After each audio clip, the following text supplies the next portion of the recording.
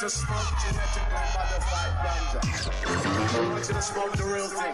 Me? I want you to smoke the natural herb. Sweet. Some call it marijuana. Sweet. Some call it sesame. Sweet. Some call it lamb's bread. The tea. And some people call it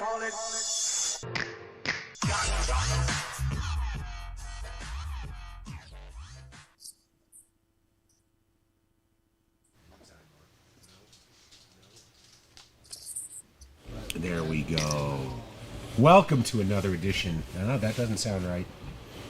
Nope. Doodly doodly doo. Hey, go for it. Hello. There we go. Got it. Welcome to another edition of the Adam Dunn Show without Adam Dunn. I'm Dave Charnick. Live with us, we have Max Montrose. I'm going to pronounce your last name wrong. Jon Cappeta. Ciabatta! What is it? Ciabatta. Hey, I will take ciabatta. That's what is it? Pronounce it. Cappeta. Cappeta. We have Brent McDonald from Apothecary Extracts. We have Telly Skopic from Just Everything in Denver. And J-Lo coming in. And the reason J-Lo is, she's late because she has smoked cigarettes. Yes. But Max Montrose and John, thank you guys for joining the show. We appreciate. Oh, look, a clam is out already. Yeah, buddy. That's how it is. Yeah, buddy. So we started the show without Adam because there was a high-speed chase on whatever interstate he's on, and he literally had to move out of the way. So they shut the interstate down while the cops went past, and then they let him go. And you can imagine everybody jockeyed for position. But so he'll be in when he's in. But Max convinced me that we should just start without him because we were having such an interesting conversation. And I'll let Max go into it, but let's just say in his car right now are no less than 5 mice in his pocket to feed to his baby rattlesnakes at home, a deer heart, a deer liver, and another organ that he's bringing to like some shaman somewhere or a winery to bless the spirits. And it has yet we haven't even discussed his psychedelic plants that he grows at home, and and all the interesting developments for high times that we're going to hear about. But welcome to the show, Brent from Apothecary Extracts. For those of you who don't know him, he's one of the industry's leading concentrate makers. And Telly right there is, I guess, trying to be Brent. No, he's the OG. Yeah. He's the OG. He came before us. Oh, yeah. He did. Look at this. Turn this one on right here. What? Oh, hold on. Yeah. I got you. How'd you get that? This is from Telly. I don't know why you're cleaning out your Carta. It's probably not charged. I charge it this time. Oh, okay. Assholes. Asshole. No, asshole. He didn't say anything. Not towards you. I was talking about the other members that agreed with Dave. Oh, that was pretty much everyone, though. Yeah. Okay. I get it.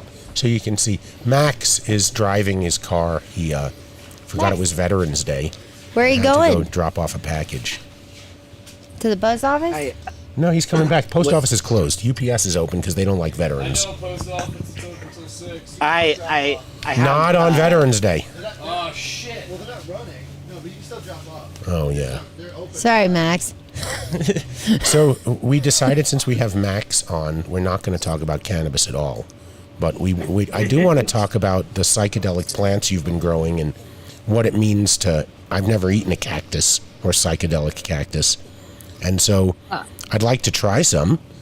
So what, maybe prep me for what I'm getting into. First of all, hi everybody. Max Montrose, Trichome Institute. Thanks for having me on. I never am driving the car on a show because that's not cool.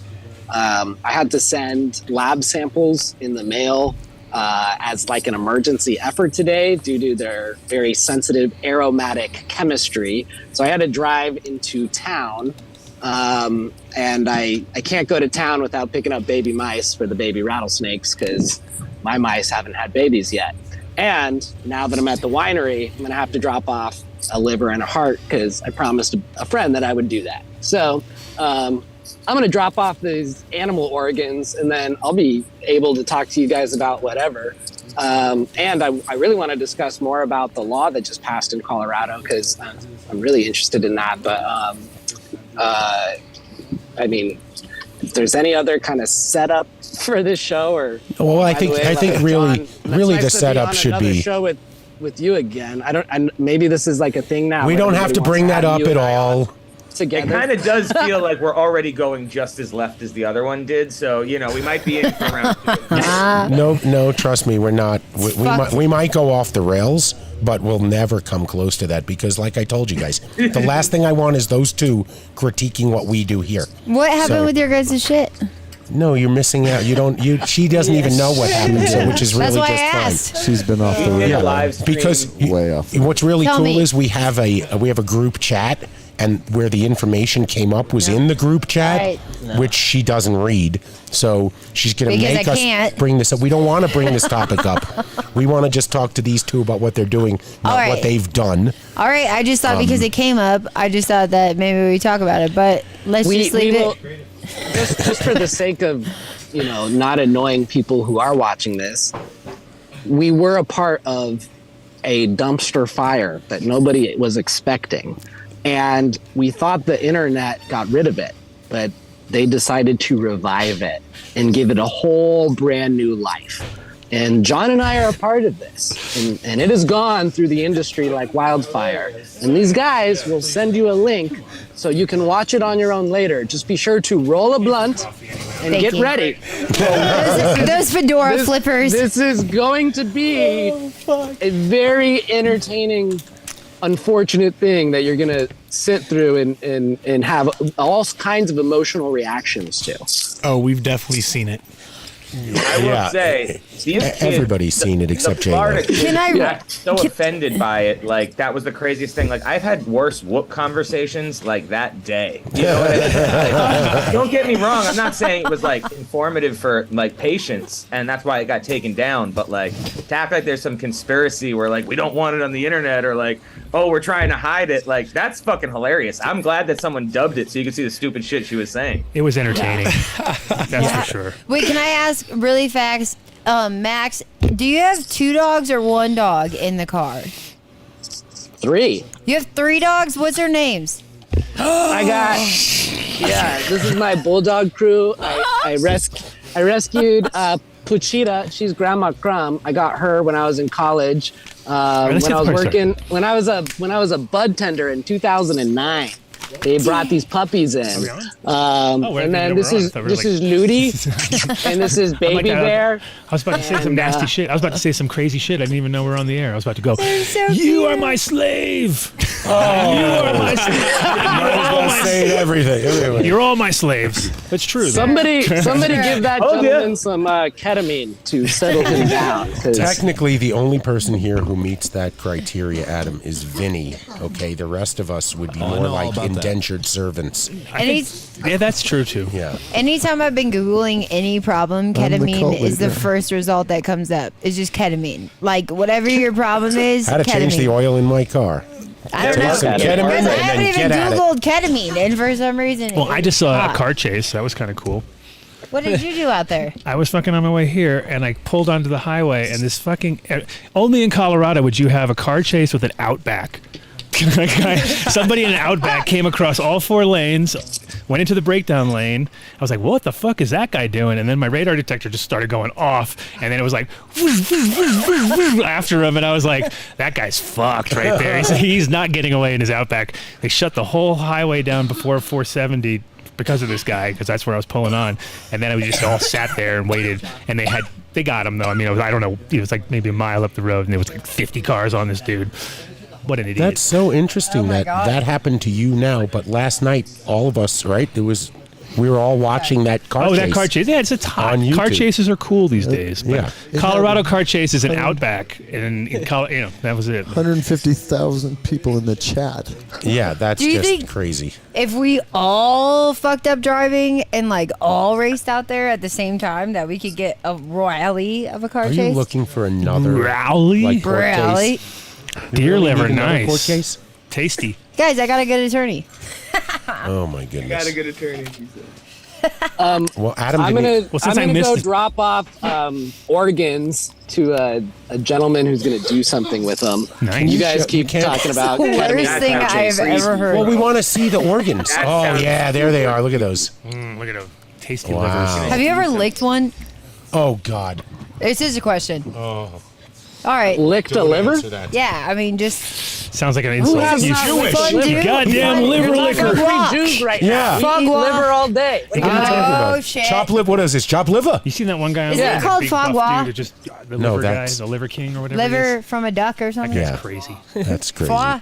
Fuck. I want to know why he's always basically Fuck. naked. Yeah, Why is wow. he never wearing clothes when he's pitching? Don't eat to eat all the raw stuff. Yeah, that guy's fucking, he's nuts though too, right? I saw him on that Savage show. Whatever. I'm gonna Adam drop Savage. off a liver. Go I'll ahead. be right Go back. drop your liver Be off. careful. Yeah, in maybe there. we can do a little reset while he's gone and kind of like. Yeah, start the You show. know, Hey, welcome to begin the it. Adam Dunn Show. I'm your host, Adam Dunn. They need that. It's like the hearing the theme song. You gotta have it. Yeah, it felt weird. I'm just wondering if Because next Dave was week. the only person.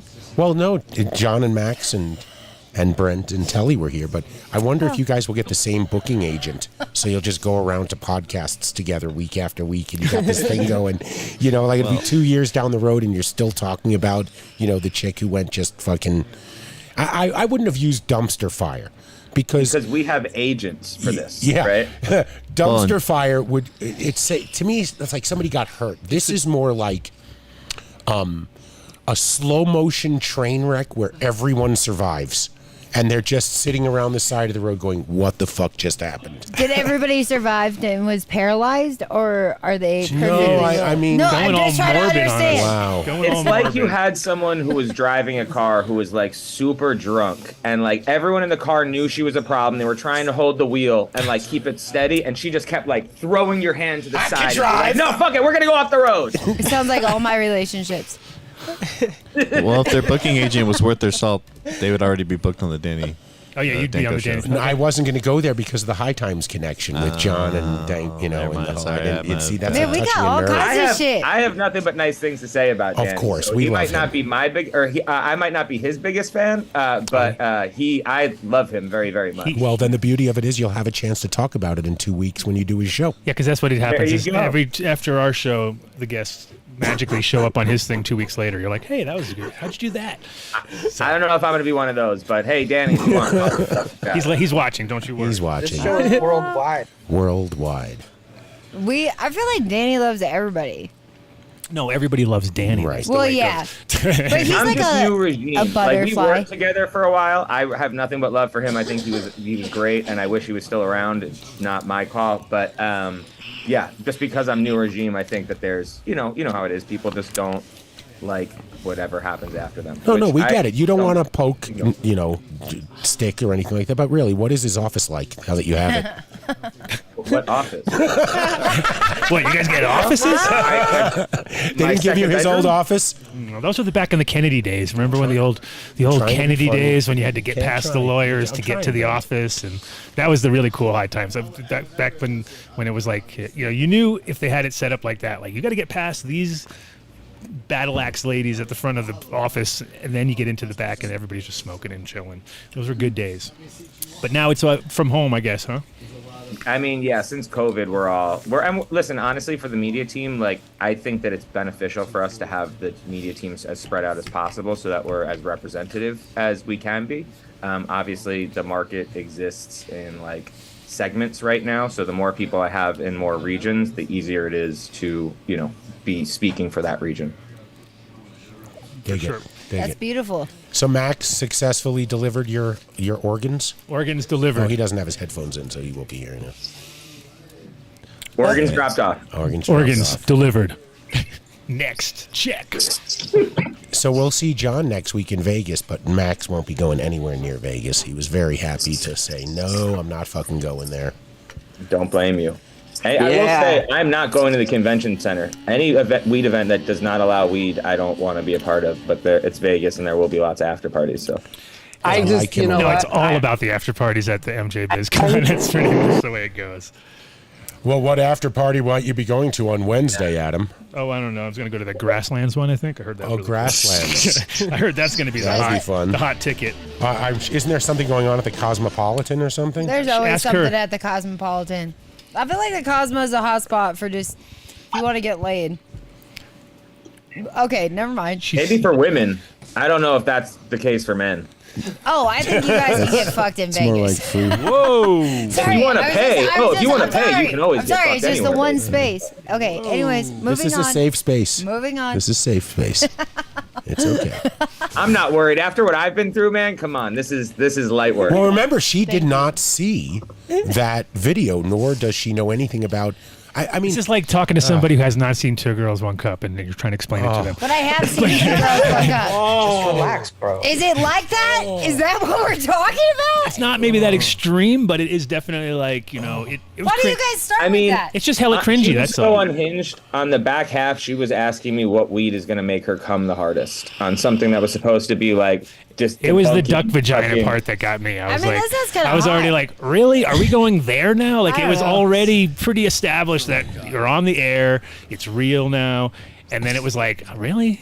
But that's her shtick, He right? said like duck that's the thing shouldn't that- said duck. I don't know if we Shouldn't should the use real those question- words. If that's your Inside stick. baseball with Adam Dunn. shouldn't the real question be, how did she get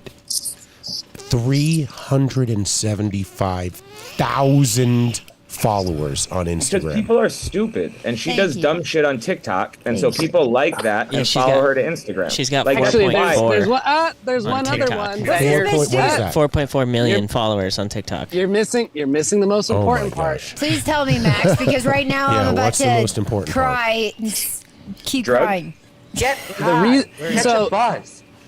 So even though Reddit has dedicated cannabis forums, if the Trichome Institute tries to make a Reddit account ourselves so that we can say something on the Reddit platform, we get shut down in under 1 second. Wow. Brand That's promotion. because we are blacklisted from Google, YouTube, everywhere online, and that's because Trichome Institute Don't say that, had Ben. to Stop. be connected to my personal account on Facebook before you could have had them separated. And before Trichome was even made, Facebook decided it didn't like me. And it didn't like the things that I had to say that I was passionate about. And so even though this is my First Amendment right to be an educator, if you say marijuana or cannabis, then the AI technology reads that and protects the company from the possibility that somebody underage who's also on the platform may be advertised to, which could come back to bite them in the Well, ass. don't So say that for all word of either. those complex It's a meta reasons, conspiracy. for all of those complex reasons, we don't have followers. But I tell you what, if you want to talk about sex, drugs, and rock and roll and put on a clitoris hoodie and run around your apartment on ketamine, as long as you don't Hold on, hold trigger... on. Clitoris as long hoodie? as- How do I get one? She sells it. Oh, she sells she it. sells That's it. her thing. So this You is her see thing. what? You didn't see the This is clitoris her hoodie? thing. No. It's a If hood. you look her up, She thought about the this hood is and she's real. like, Just I looked her up on Clitoris. Instagram. This is like I my saw worst nightmare. I saw that That's she why I makes already little know. like she gets under the covers and it That's what I'm and she's saying. in a If you bikini. It look was at her the for dumbest 2 thing. seconds, it's very clear that her shtick is to be like off the wall and like shocking, right? And like so. Yes, I understand for an audience that has never seen her before, and I'm not saying that like I'm super familiar. Like it's abrupt, right? But it's very clearly like she's trying to be funny. See, I like the word trying. I don't Yeah, but like though that. 4.4 million. I don't like though that the Raw. gram. I don't have any good dirty pictures or anything out there. Oh, sure you I do. wish I, Come you know, on, I got you do. double Of course you A's. do. But I feel like Open it your is a phone. serious problem with the gram, though, that they do let women, and I hate to sound like this, but there's a lot of women that get to like get attention with their bodies in whatever which way. And when cannabis does get flagged, I get flagged for posting women who grow, like actually grow. Like there's some hater out there just like, nope. And I feel like it's the dumbest step of seeds. And it's clones. Not a hater. To It's Max's not a point, though, hater. That It's makes me a feel better. designed algorithm. Exactly. For them, their biggest thing is keeping people on site and longevity of use, right? So like protecting the kids is always going to be the most important thing because they might get 30 years out of them where they're only going to get maybe 5 to 10 out of us. Shit. So like that's the same thing. They let women show skin, but remember free the nipple? Like they haven't let nipples be on any platform for a long time. Oh. And that's the AI that just picks it up. You know what I mean? It's not Dang. someone recording it. Well, didn't hold think on. about Let's that. try it out for a second. Yeah, Mark, I was wondering. Show some nips. show some nip, Mark. Let's see what's going on. Let's see. I'm calling HR, dude. Yeah, we're getting Oh, canceled for you that, are? Max, for sure. Really? You're calling HR? Yeah. I You're feel like 15 that's minutes trashy, late. though. Regardless of what people think of me for saying this, I think think that's I'm getting a garbage text. and that's trash. If that's what the fuck you value, it's sad. But really, I think the greater point is like what Max said earlier, is who are these morality cops and why do we allow them such power? Because It's not even us allowing them power. It's Max's point. It's them protecting themselves from lawsuits. But like we go other back- women's group. But the power they have is that we keep logging on. We keep going back to Instagram. We keep going back to Facebook and Twitter. We don't just say fuck it and delete it from our phone. Well, know? but you realize the I reason never why will. it's free is because we're the product, Of right? course we So, You like, are the product. we're not. It's not really made for us as much as it seems like it's made for us. You know? Please tell me, John, it sounds like you've seen The Social Dilemma, the documentary. Oh yeah. on of that. course. But when that came out, and everyone was like, "Oh my God, this is whatever." You know that from being online. Like, why are we all surprised by this shit? Well, because That's, nobody wants to believe that suicide rates of young girls are up, 3 times. How the hell would right, they you not know? be? You've got every dude under the sun like being like, yeah, babe, I'm gonna look at this other girl that's hotter than you. Go fuck yourself, and maybe I'll fuck you this week. Whoa. Like, I'm just saying, like, Trying to how get his that. band over here. She's really trying Tell to. me, Max, this is the one we're I'm getting just canceled saying, for. it's gonna. Just fucking an I answer. don't, Why? see, I can't talk about these things. I just feel like It's never though, us. Look at the big picture. It's not. That's not going to be. That's going to make suicide rates though, like and all these other things. It's not just magazines anymore. It's affecting your actual personal lives. Well, again, Men it's and an women. algorithm, right? Is what Max is saying. Is that they're not even a person that is deciding we- what you should Do you watch. get how the algorithms fundamentally work? I Let's mean, I start get there it. because I think that's like something that maybe people don't understand. Please. The Reddit yeah. algorithm is like the best example. The speed at which you get your first 10 upvotes determines your trajectory on the platform, right? So if you drop something and it immediately gets the first 10 people that see it to upvote it, then they're like, the platform's like, this is going to be good and promotes it, right? But there's also all of these other weighted factors that like bring down the performance, right? And that could be AI protection scans. Like, does this say cannabis? Does this say sex worker? Does this say OnlyFans? Okay, we're gonna down promote that again because they're trying to protect the kids. What? But the goal of the algorithm is to get you hooked and sharing it so more and more people come back to the algorithm, basically. And I can explain this also just to like make this really succinct. When we're talking about this, you have got to, I know that we're smoking weed and having fun. There's a bunch of us on the same panel, but you cannot shout out 3 to 4 really huge social topics and then wrap them in the same ball of yarn and continue to talk about it. Because it's because of how different these topics are. So if we just could stick with cannabis and social media only for just the sake of analyzing it, just know this. We all know that the war on drugs started in 1972 and that the Nixon administration was having a hard time.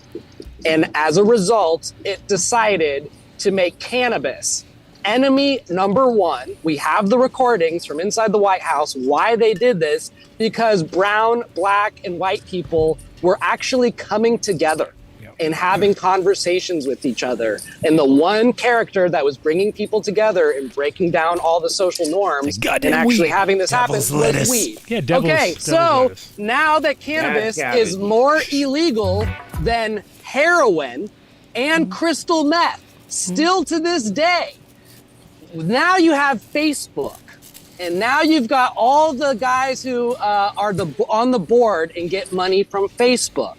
And what's Facebook's biggest user? Children. And what's cannabis? A Schedule I drug, the most illegal one that there is.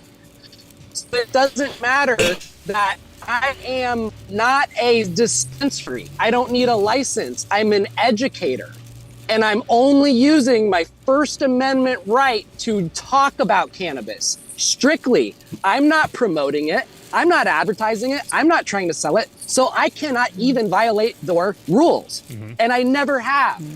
But anytime their AI technology, it's not some guy sitting out there like, ooh, she just posted girls growing. I'm going to flag her. No, the machine is flagging you on its own because it has to, by law, show the shareholders that there is a technical mechanism in place to prevent federally illegal things from potentially being seen by someone on the platform who's underage. So they build a technology to literally, it's a spider web to prevent any marijuana thing from happening. So it can't get through even if you try. So, and also, let's be real. Hold on.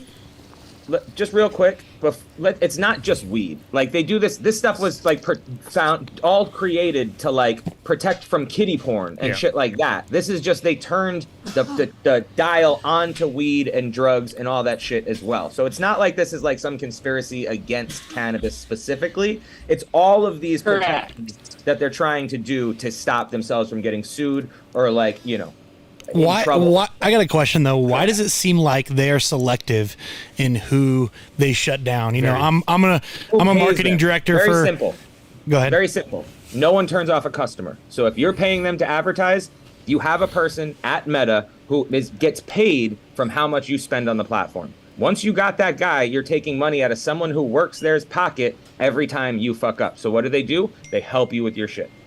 Word, yeah. We've lost so many accounts. It's not even funny, you know. Well, then maybe you need to advertise on. I think we can't. They don't allow us to advertise on either of those platforms. That's the problem. You almost need to start a new account and start advertising immediately because once you get blacklisted, like it's very hard to get your tools back. You like need to get with someone else who has an ad rep and like have them connect you. I found and I have no evidence for this, but. Imagine this.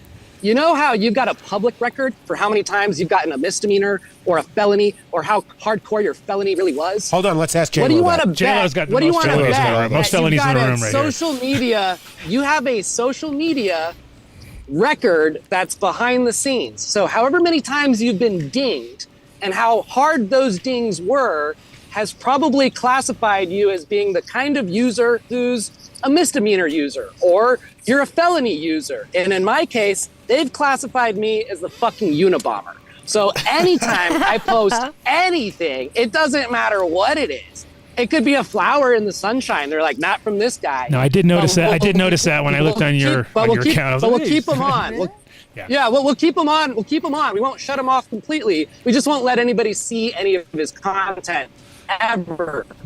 Yeah. Melissa, we're going to show her everywhere. She's great. I think that's the only reason that I said what I said was because of like seeing these big guys. Like, okay, I'll be honest about numbers. This is stupid, but just from my observations of my friends around me that are way cooler than me, is they all have like say an average of 75K to 120 as their little profile things on Instagram. But I've noticed that once they start getting to like that 75K mark for reels, they start getting monitored so much. But wait, this is very simple too. It all comes back to spending money. So think about like you go to somebody's house party and you're selling weed in their living room. Yep. Eventually, when they catch on, they're going to kick you out, right? But if you went to the homeowner first and were like, yo, let me cut you in, they'll send their friends to you. This is what we're doing. We're going and trying to build businesses on their platform without paying them. That's a good analogy because we've all been there. We've all been there. Hey, I just think it's crazy that they can like YouTube, you know, is like taking all these guys off of their like weed podcast, and we're all doing the same shit. We're all still smoking. We're all still talking about stuff.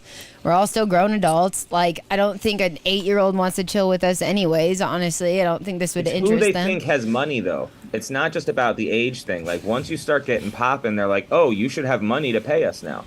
Like, when I was in college, I built an events business off of Facebook event invites. And eventually, they used to let you just send out invites to fucking thousands of people. It was fantastic. Super easy, super hackable, a little JavaScript code. You could send it out to fucking everyone without clicking a button. It was great. Then they started being like, oh, you want to hit fucking all of your audience? Now you got to pay to reach more than 10% organically. So You know what I mean? federally though, is I do know this with any big business, and I know corporate. I mean, like Facebook, Instagram, all these things, they still are obviously a business. Is once you hit a certain point though, where you're getting into legislation and the state regulating you on these specialty kind of things, is they start requiring that you have to have these corrective action and preventative action plans. And I think that that is what these flaggings and these algorithms, just like you're saying, is to protect against the age limits and things like that, is that would be their corrective and preventative action plan against what they're trying to pitch and support by getting your product out there, all those things. But I think that once we start getting so regulated and letting legislation go past a point where we're no longer voting, we're no longer involved, and they're just passing shit one after another, is like maybe that first round, if we all got really involved with these things before they start really enforcing shit, I think it can make a huge difference. Well, and then the big question is, what about Twitter now? And this is hard for me because... How quickly are they learning though, Max? Did you see LilyPad lost multi-billion dollars in the last fucking 24 hours? I'm not a tweeter. I don't tweet. I don't even know what Twitter really is. Okay. All I know is ADD. Is the fact that you would think that now the platform would be opened up to, sharing more things. I don't think so. I think the kinds of things that they want to be open up to sharing are the types of things that society should not be pushing around as hard as they are right now. And things as simple as weed is just not going to be, it's just going to be the same. You should look and see what happened in the last 48 hours after they repealed the content moderation for Twitter Blue. A bunch of people went and started licensing, making fake accounts that seemed like they were brands. And that was great. That was great. Posting shit like LilyPad, the company that the big maker of insulin, they made a tweet that said insulin should now be free, and it tanked their stock, bro. A meme tanked billions of dollars off of their market cap overnight. Yeah. And a meme. And no one was like, and the only reason why is because Elon made the blue fucking checks available. Yeah, he let people buy them, and if you can buy them, everybody's like, "Oh, I'm just going to buy Nike, and I'm going to buy this one." It was like the mad rush. Everybody rushed. Sounds like they disabled it already. Like after 24 hours, they don't allow you to buy the check mark anymore. No, it sounds like it's a complete shit show. And Nintendo, they made a picture of I think it was like Waluigi showing his asshole or something like that as a main Nintendo account, and people that was me, by the way. Lost their goddamn mind. Yeah, sorry, I take credit. I did that. But Twitter's always allowed more 18+ content than say they have porn on Twitter. Yeah, porn, and they do allow you you to post cannabis pricing, where we can't post stuff on Instagram or Facebook, we can on Twitter. Twitter's been friendly to everyone forever, but the problem is misinformation is a real thing. And as much as we want to say people should be able to say whatever they want, most of our people are stupid. So allowing people to go the innocent, it's the yelling fire in the theater situation. Billions of dollars on NFTs. Yeah. So really, what you're saying is the reason we're here is because that we have a flawed education system that really doesn't educate anybody to be a critical thinker anymore. They can't make their own decisions, and they have learned to not be able to have a rational debate without it dissolving into name calling and just. They have to put their echo wall up, and they can only. Thank you for so accurately summarizing my thoughts. There's also Charnick. There's also one more though. It's not just the school system in society that teaches people not to question. Unfortunately, there are some really large and major religions out there that also instruct not to question. You mean all of them? That's not true. All right, generalization. He always takes me to fucking task. He does. That's Max's style. Max's thing. He's really good at keeping you accurate. I'm just going to let that one go. You get a free pass from Max. Thank you, but no. You know what? Speaking of being let go, I'm on the side of the road. He's hanging up waiting to drive into my house where I'm going to lose signal. And so I'm going to go drive home, put these mice in the baby rattlesnake's cage. Nice. And then I'll be back to roll a Can you split. hold on? Can you show us that when you do that? Yeah. Go live. I want to see the rattlesnake. We all want to see rattlesnakes. Yes. I can show you that I'm actually We keeping saw the mice already. in my J-Lo's pocket gonna cringe. because- I don't want to see the mice. Right there. You got them without. There's not even a bag. They're just in his he has pocket. it in his No, pocket, so they don't they Oh, think he's come- dropped a I few. don't wanna Oh, do it. wait a minute. They come in a Chinese, to-go Takeaway. box, but by the time you get home They're with the mice frozen. in the box, they're almost dead because they're too cold. So I share my mammalian self with them and keep them nice and warm before You're Mama Mouse. before I'm feeding devil them mouse to the and feed them to rattlesnake. rattlesnakes. So I had pet mice. I had pet mice. One time I gave a mouse CPR with my mom. Okay, I feel Wow. Of course you did. I did have a chameleon. blow his He ate lungs out? crickets. He Hey, kinda don't say- understand. You gave mouth to mouth to a cricket? Holy Listen, shit. Amazing. All right. I want to see this though, but I don't want to see the mice. Okay, go, Max. Yeah, we'll talk see you to here in a John. little bit, Max. Go, Thanks. Max, go, Max, go, Max, go. Sorry, Max. In the dog. this is around the corner. Actually, this is right. I'm at the spot where I saw the alien that froze time and space for 10 minutes that I actually caught on camera. I in watched video, I watched which the is in my video. Instagram. I watched it, Max. I watched the whole thing. Yeah, that was great. That's right here. I'm right where it was, right there. All right, I'll see you guys here in a second. All right, peace out. Hi, party. Hey, John, were you with High Times, and did you have a chance to know Chef Ra? No, I was not. I came in around the time of the acquisition, so I was with the agency that was helping them communicate what was happening, and then I was just kind of in the right ears, like, hey, you guys should do this, you should do this, and eventually I got to shut up and come do it. Got it. Damn, we made it through that, and like J-Lo, you were almost embodying, and you hadn't seen that video. Oh, man. That was the coolest thing. For a second, I thought you were gonna like. I thought you saw it, and you were just playing along so that you could say. And then I realized, no, you didn't watch this when all of us watched it that day. I mean, No, I literally, Adam sent it, right? Yeah. Yeah. It's That's really the one blowing in my the mind chat? how viral this is going. Because, No. stupid shit happens all the time. Like, this Dude, doesn't I talked to in my friend head. last night. I talked to Big Mike from Gas House, and I was like, I just said the word 710. He goes, "Oh, you mean the video?" I was like, "Jeez, I wasn't even saying that." I Yeah, was but just no, talking. but it's the Whoa. I went kids. out Those to a two party kids' last night. podcast is gonna go fucking huge now. They better. I went really. I went to a party last night, and like 3 random people throughout the night came up to me and they're like, "Yo, man, you got to tell me what happened." And I was in a town that like I don't know anybody there. Like random people knew me from this video and came up and were like, "Yo, what happened with that?"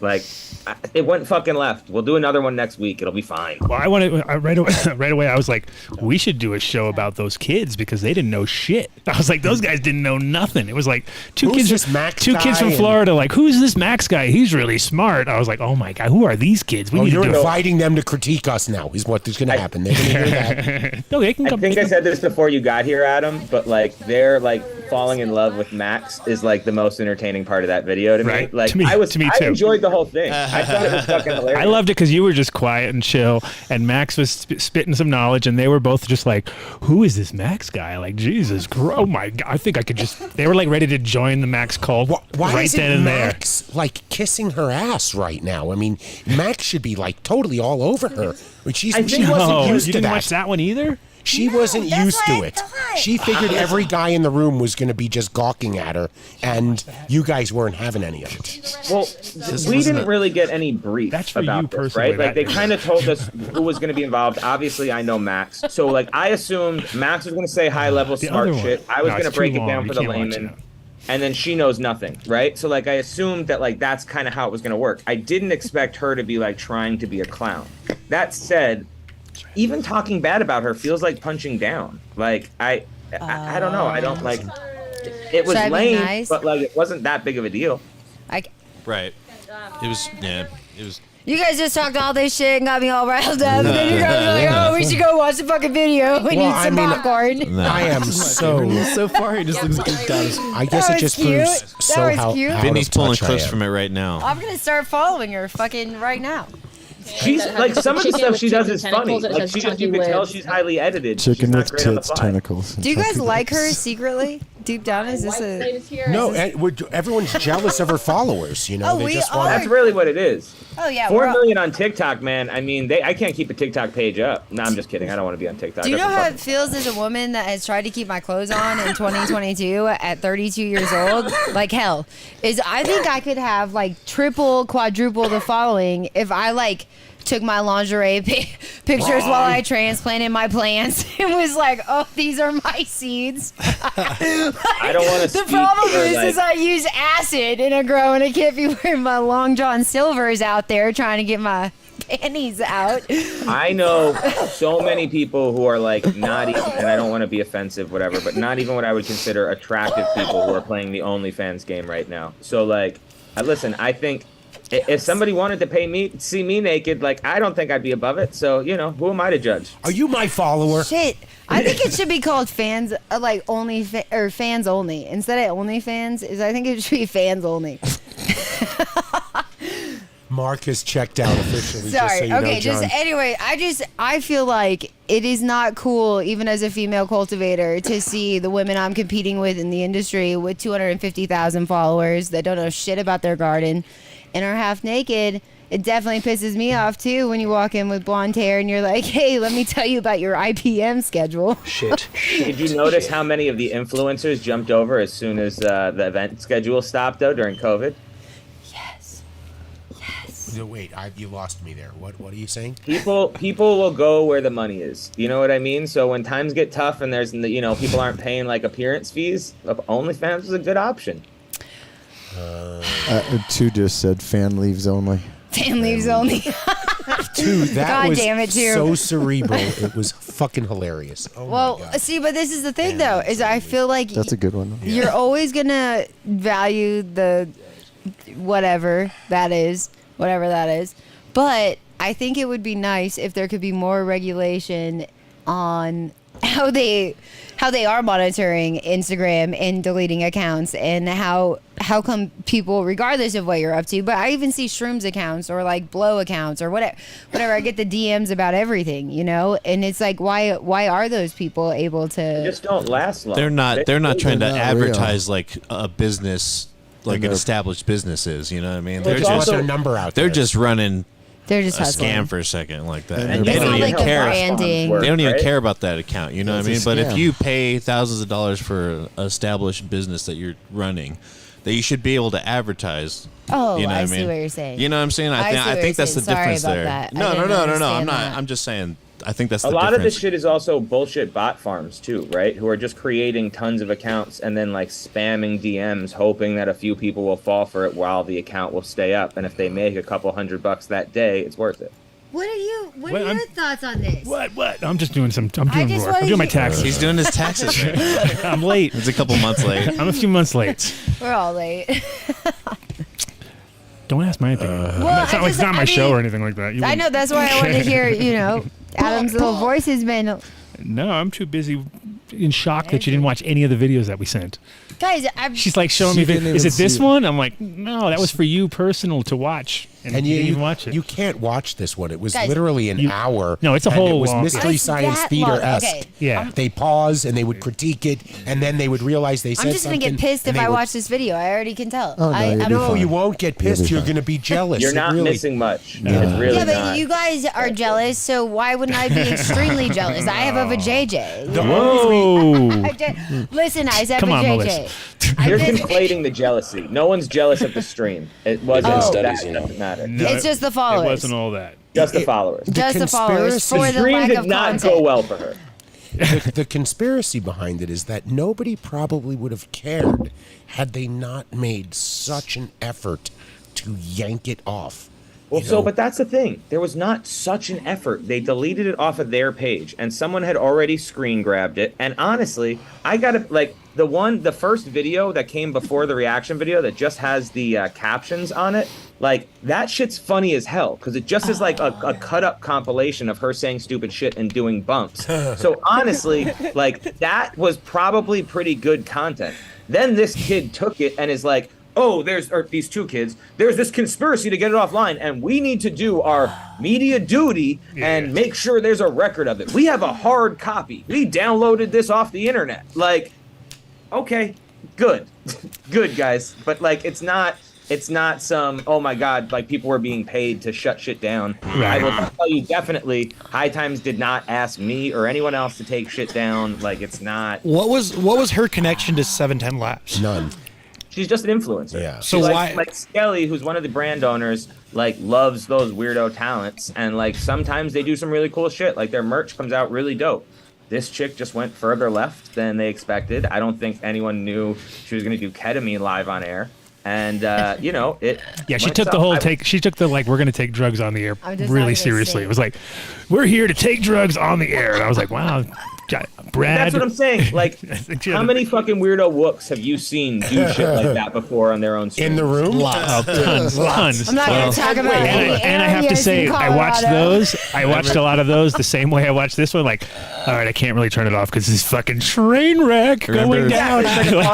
When you watch a car crash, you can't look away. Yeah, like it's ingrained into us. And this is not why I invited you guys. I was proud of Max for jumping off. I was like, I couldn't look away. I was like stuck in it. Like I like waited till they told me I could leave because I was like, is this still going? Because okay. Well, the reason why I wanted to have you guys on was because of the topic you never got to discuss on the show, because we've discussed this at length and it should continue to be discussed, that terpenes over potency. Yeah. I think that like their whole thing was the fallacies of the retail marketplace, right? So it was THC percentage is bullshit, and really the Indica and Sativa is like misleading. It's really just how the market is misleading consumers. So again, I thought Max was going to come in high level, science-y, say some fucking shit that like blows everyone's mind, and then I kind of make it digestible for the layman, and then her, who knows nothing, ask kind of questions to try and help, you know, gauge what normal people would be asking. Normal? You said normal. You said the wrong word there. You said normal people. You fucked up. Yeah. Sorry, layman, like people who've never normies. Yeah, what's the muggles? You know what's really funny about all this is I just realized because of you explaining all this is I think I actually know the person personally without watching this video that we're talking about. No, you don't. No, I don't think so. No, you don't. You know someone with 4.4 million TikTok followers and you've not brought it up before? She just got famous recently. It's all like that. I just want to say that I know the glass scene pretty well in Colorado. She's not. And that goes out to. This is not Colorado. This is Florida. Florida. No, I know Florida. Okay, never mind. Forget about it. We'll talk about it. Florida. If you know someone, let's just clear this up just so we don't ever have to go back there. If you know somebody with more than 1 million followers and you didn't say to them, hey, friend, can you just say... Or just even, can you mention, in one of their crazy things, I was watching the Adam Dunn show the other day. And this chick J-Lo was on there. I have one person that is really a good friend of mine. Uh-oh, here it and goes. And he has 1.2 million followers, and his wife has 2.6 million So this is when and we they're push swingers, and they're swingers. No, they're surprisingly not. They're super hot. But they're really famous tattoo artists that are pretty talented out there. Will you look Give at him the Adam's Zoom neck? link. He needs a tattoo. She was on that show though, Look Ink at Andy. Monsters. He You needs know, a like tattoo. it's like Let's a go pretty. live. Let's go live on the Adam Dunn show. Scorpion These are the things that tattoos. we end up talking about. Sorry. Well, John, I'm see, sorry. you didn't know what you were getting into. I All right, so drank back to and I terpenes. smoked. Back to 2 terpenes. shows in a Back to row. terpenes. Let's go back to I'm terpenes. good. I'm good with we got Max back. conversations. I don't know where they're going. I'm Oh, good there on he my- is. I ain't All worried. right. Yeah, Do you want to tell Max I'm what we sorry, just I found suck. out while he was feeding his rattlesnake? That we went to your OnlyFans page, Max. Oh, Max, now we found know it. everything. We found it. Dave paid extra. I cannot he believe it. subscribed twice. Well, Subscribe You really twice have and downloaded the unlockable content. Save. I got you now, Max. I'm serious. You're in the bank. Well, since, I don't know if you've seen my little ginger fiance, but she's got a badunkadunk that just shocks the earth. Can we She see just it? walks around and people are like, "Oh my goodness, how? Why? Thank you." So And on that note, let's feed some frickin' rattlesnakes. Can you feed the snakes, please? Feed your I was snake. just saying, we've been discussing the fact that I think we need to have a fans only page, a ginger couples, cannabis industry known person since I'm banned from Facebook. I can see it already. Would you guys That's put how you weed get the plants? information out, Max. Yeah. You actually, what you do is Naked news. Max in leopard skin speedos. I can see it already. and you invite what's her name to release. You know, to when it's time for you to go live, you have her come on. She does her little emotional ketamine while she watches. What if she just dances in the clitoris hoodie behind you? Makes a great Christmas gift. The fact that that's Where has this podcast gone? Because I know, I just sorry. thought it. This is okay. Well, we tried to bring it back. We tried to steer it We back tried. to terpenes. It's We're like, terpenes. hey, remember you guys were talking Clearly- about terpenes on the show? And then that just it And lasted John two won't Let's talk stop about mentioning terpenes the again. clitoris Let's hood. talk He just about keeps going on terpenes the again. clitoris hood. Yeah, he That's loves the it. first time I said the hoodie. I don't know. about I don't that. know. What's your guys' favorite Let's rewind the terpene tape. flavor? Well, no, hold on. We That's want to calm see me the out. snakes get fed, This and is then we'll bullshit. go Feed the back. snakes. This is bullshit. Feed Come on. the snakes. Actually, I don't you know know. what?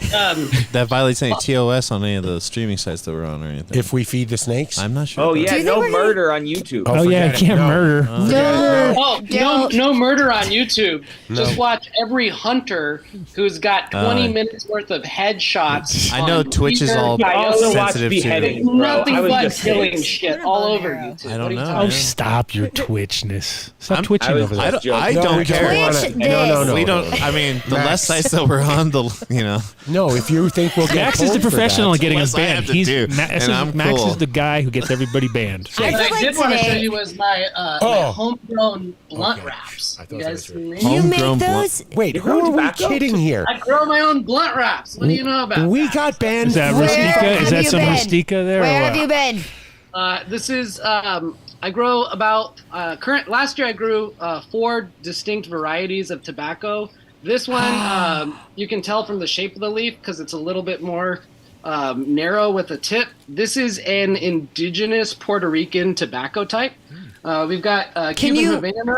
And Can you also roll a whole blunt in that piece that you just showed? Could you do like a Oh good no! You could quarter roll like pounder? you could roll 3 or 4. You could easily roll three or 4 blunts with this. But the trick is like, how do you get a tobacco leaf from green to yellow to brown without having it mold and keep its flexible texture still, and then also bring out its richness, its robustness. You know that. Can't do that in Colorado. That's for Can sure. we talk about That's it? not gonna- Tell me the that is connoisseur not happening way. here. I'm a backwoods. Yeah, no, I've been smoker. trying to grow tobacco in Colorado for years and years. Yeah. Wasn't working out, but it's just as hard here. So I came up with a really cool trick. This is a chicken egg incubator. Mm-hmm. So I'm curing my tobacco with specific humidity and heat that I can dial in and really manicure and roll around. So, even if I was in Colorado, if you had just a chicken egg incubator Mm-hmm. and knew how to do this, you can get tobacco like that's Nice. flexible enough to roll. So anyways, Yeah. homemade blunt wraps. I like it. I need to get a chicken incubator anyway, so perfect. I need to get chickens. How What? how big is the biggest blunt you've ever rolled with all Go that? straight from chickens to blunts. Sorry. We have peacocks as well. Let me see your peacocks. Come on. Oh, please. Let me haven't got see the your snakes yet. peacock. Vinny. Come on, Note the slow time down. in the ship's log. Snakes and peacocks. Come on. What are we doing right now? You know, Max has had emus. He's had it all. Max. Max had a whole farm need to here. have some He had a whole clam? farm here in Colorado. It was amazing. Yeah. And you have a sexy wife. You are winning, Max. You freaking lucky duck. This is one of the most venomous species of tarantula. It's also one of the fastest arachnids in the world. And so my poor wife, I made it into a lamp. What are we doing right now? I So bet it my- doesn't like that. See, My tarantula is in the lamp. Wait, do you light it that's up? not pissing that tarantula off at all, right? I bet he's like, Stuck can in you a turn the fucking lights lamp. down? When I get out of He's here, I'm waiting going for the day you open the I'm going to top so he bite can your be wife's fast neck. as fuck. He's like, I mean, I open the top almost every day because this thing eats like you have no idea. He's webbing up really, really nicely. But he gets food and water and fresh air, and he actually That seems is to like it. Do you put him on a leash? beautiful. yeah. Not yet. Oh, Not yet, he said. Do you touch that thing? How do you change its like stuff out? Oh no, diaper. you don't touch those. Like You you, don't know how touch like kids have tarantulas, Yeah. and like those you can like play with. This is not that. This is not one of those. You don't. do Do you have to like You just let it eat, poop, eat and poop. Like, do you have to like do anything else? Do you have to like? Yeah, probably change once its a year, diaper. I will extract the spider from its tank, and I will do a full redo of its environment. I'll clean out all of the carcasses and sheds and all of those things, and freshen things up. We do that with the rattlesnakes and everything. So yes, I do handle these things. Just not when I'm like smoking weed and online with you guys. Does he eat crickets? What's he eat? I breed cockroaches. I've got a whole cockroach breeding thing in my office right now. I don't know how the fuck your wife lives with you. I don't. Actually, she doesn't know they're cockroaches. She walked in the other day. She's like, "Wow, those are really big beetles." And these are my Madagascar hissing cockroaches. I just decided not to tell her that. They hiss? Yeah, those are beetles. Oh my god. Max, That's so cool no that you're way to- into all this. Like, I mean, that is really incredible. That's no way to build a relationship, Max, based on lies like that. You're going to have to come clean. You know, when you go to it's confession. a negotiation. Oh, we don't do that. And so I'll negotiate that she gets to think they're beetles, and I just won't tell her that they're cockroaches, and everything will be fine. Yeah, it's just leaving information out, not lying. Yeah, you guys are. All right, so let's go. The reason why I invited you two amazing OGs on the show was to discuss terpenes versus, THC potency because they never got to it. They never even got to this. Never got to do it. Every time you tried to do it, she'd change it to jerking off.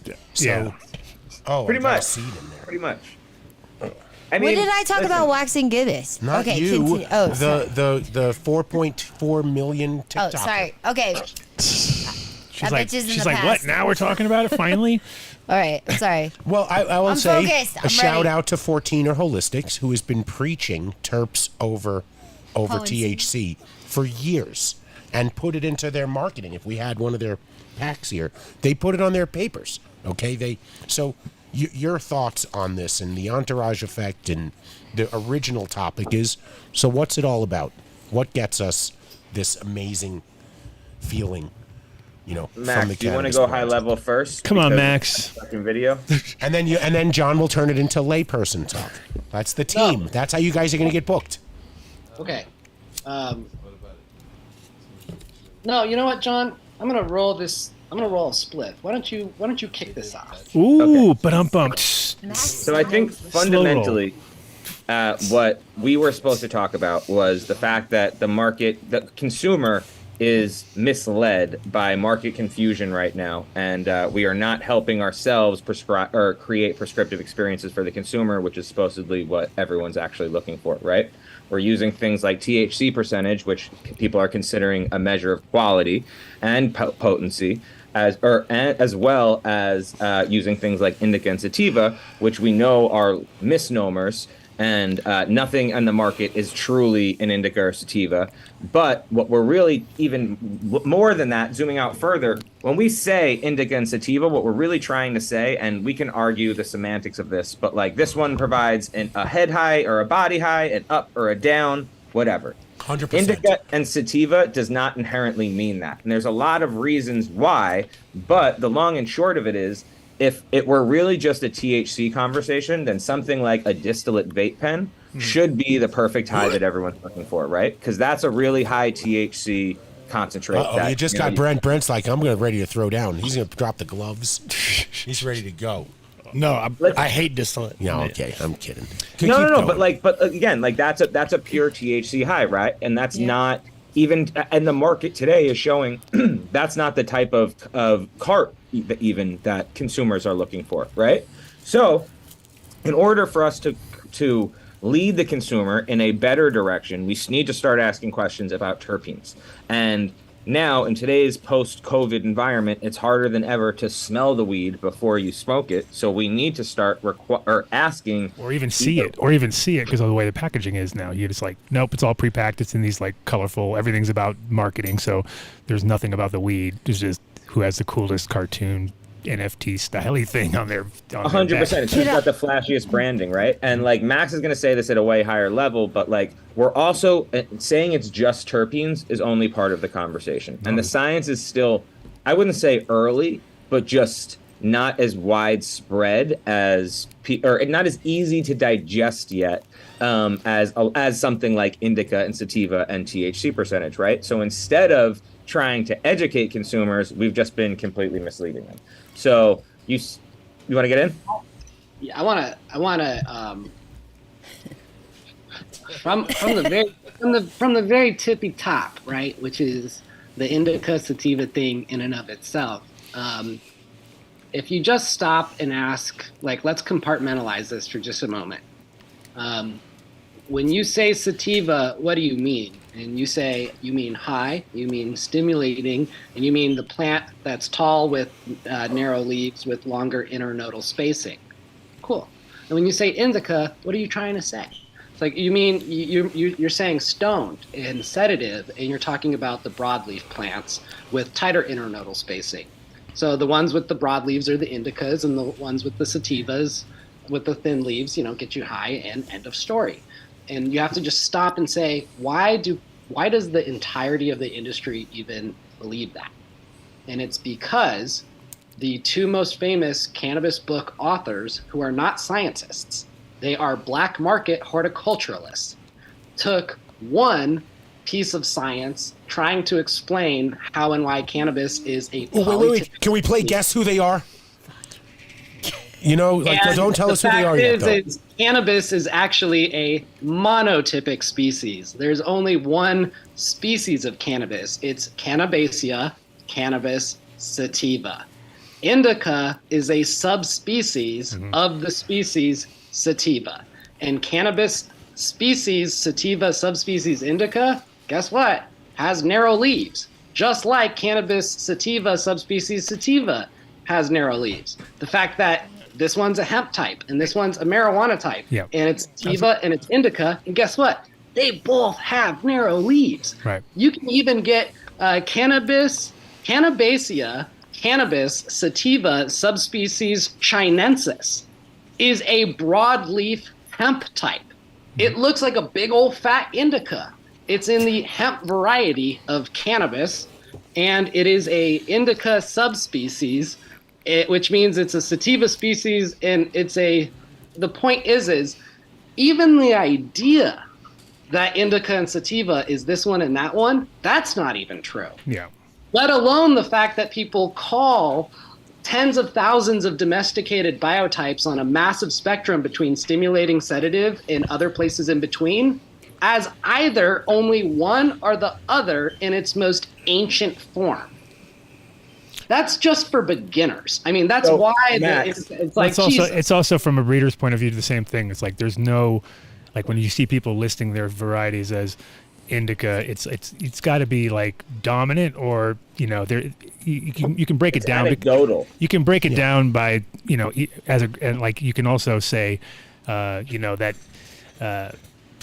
if you have, there's so much the biggest problem right now is there's so much crossover where there's like kissing cousins everywhere, right? So you have, very rarely do you have a true F1, right? There's no F1s anymore. Like maybe if you really work hard at it, you can get this extreme, you got to travel the globe almost to do it, because what you'll find is you'll get there and you'll be like, oh no, we got some, we bought seeds off of whoever and then completely fucked the whole gene pool up. You see it in like Thailand right now. Like Thailand is one of those places where you always think of Thai variety, and there's people out there hunting down some of the old, varieties, but for the most part, it's been polluted, kind of Aryan style for a while, I think. Where Max made a really good example in the stream that I think kind of got brushed over, because she latched onto the fact that it was about dogs. But Max, what was the wolf analogy you made? It was a good one. This is one of my first analogies I made even before I started Trichome, to try to explain this to people, which is, if you're talking about indica and sativa, the true and original plant species, as if they were to exist in nature, and they do, the way that gray wolves and coyotes are ancient canine species that come from nature and exist there. And when we talk about indicas and sativas and subspeciation, that should be the frame of mind. And if you wanted a puppy and you go to the local pet store, are gray wolves and coyotes available? No. And even if they were, would you really want one of those? Probably not. And it's like, okay, well, why have we spent millennia creating French bulldogs? Well, because that's what we want. We want cute little tubby fuzzy ones that snort and growl and fart, and you can wrestle them and kiss their bellies, and because that's what we want. And so you've got a domesticated hybrid dog type. The same way if you go to the dispensary, you're going to get a domesticated hybrid plant type. Fucking great. Like, there's nothing wrong with that. We should be shopping for golden retrievers and French bulldogs and not coyotes and gray wolves. So I hope that analogy kind of like, brings it home, but it still doesn't. Well, it's like when people grow landrace strains, they're like 98% of the time disappointed. You know what I mean? There's very rarely like straight out of the gate where they're like, "Oh my god, this is perfect. It doesn't yield," and they're like, "Why?" It takes Because 16 weeks. Fucking bred to yet. Yeah, it takes 16 weeks and it didn't ever finish. Because you're growing it at 12-12 and the fucking thing's never seen that in his life. You know what I mean? There's nowhere on the planet that's strictly 12-12. It's going to be 11-13 or 13-11 or whatever, and so the plants adapt to that, and you need to work it out. It takes a while to tile those things in. So I think it's a similar vibe too, where like the raw and I mean it's great from if you are a dog breeder. I'm sure you do want to have. There are guys out there that probably want to figure out how to breed that into their dogs, just because it would be a ferocious, mean fucking motherfucker. But at the same time, yeah, from somebody on a leash, I don't see them walking around with a gray wolf too. I think a huge flaw too, like with our consumers, is we talk shit on the consumers and customers all the time. Trust me, I'm included in that. But I feel Queen Custy over here. But I feel like the thing is like, I think that the people that are passionate about this is, say there's 10% of the market that are connoisseurs, truly, maybe 15% of the actual consumer for retail purchasing. And so when you look at that as a real connoisseur market, is like typically the people from the industry. It's not a consumer that has never been educated and has spent hours upon hours in a grow or a store. And so I think the flaw is like people keep expanding on these strains and honing more and more in on these strains and talking about organic versus hydro in these really inaccurate ways. And so when I see the market and the price points, and I see majority of the companies failing, and then there's a couple little standout guys right now doing it, they're passing, they're testing, they're able to barely get by. It's like, I think it's sad, because I'm like, I think it's intimidating to a consumer if you're a high-end person, say you make over $100K a year, and you want to come in and you want to wear a business suit, and you don't want to feel like somebody's taking your driver's license number. I don't think like when you go to retail, like when you go to purchase at a retail store, like if you're wearing, say you're an attorney. Are you talking about like making room for new consumers? I'm saying that how are you going to expand and sustain this market off of people only within the industry making it what it is? That's a really large market. The market. That's so far from the truth. The industry is not the market is not mostly industry people. It's mostly custies. Like I'm saying 10 to 15%. We are the top of the pyramid that like really cares about the inside baseball of this shit. That's what I'm saying. The layman does not. But I'm saying when you come into a store and you're a bud tender talking about this is what this tastes like, this is what this is defined like, I don't think it gives the customer an actual opportunity to learn about the strain themselves. I'm gonna jump in on this. Please. I don't shop at dispensaries because I'm a connoisseur.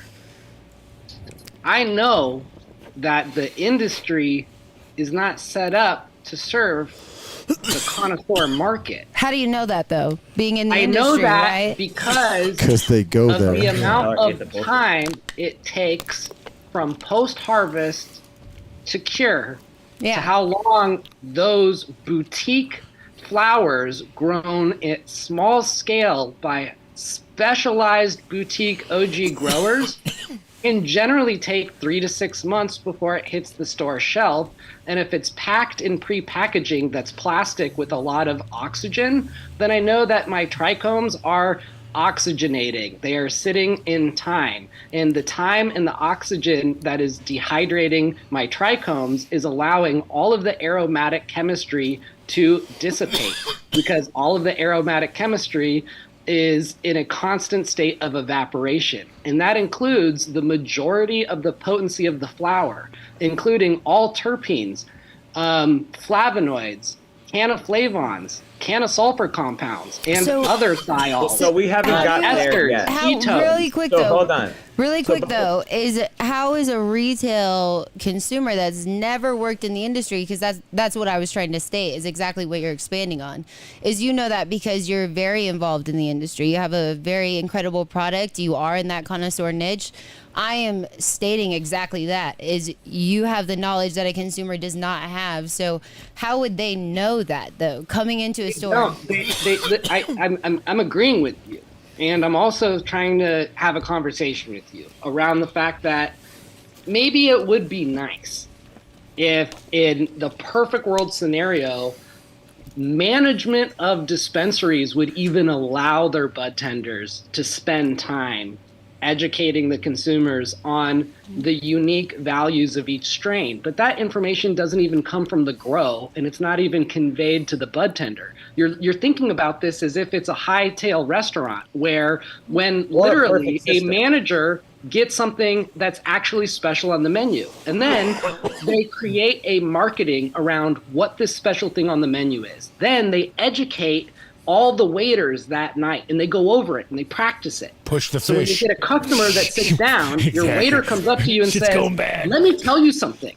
We got something in tonight, and it's fucking awesome. Let me tell you a little bit about it. This Wagyu beef that was grown in fucking Japan, that was the Smuggled growers, over. there's not even a system for boutique growers to give a sheet of information, convey it to a manager, have the managers care enough to ask their bud tending staff to learn this so that they can convey that back to the customer. I've never even seen that. I mean, so I don't think the industry is set up for that. I don't even think consumers are coming in to ask those conversations. I think boutique consumers seek out the Adam Dunn show. And they learn about the realness of cannabis from the OGs who are into it. And they get the tidbits that they're looking for. I just don't think that happens at the point of sale in a dispensary for like 1/8 of weed. I just don't see that.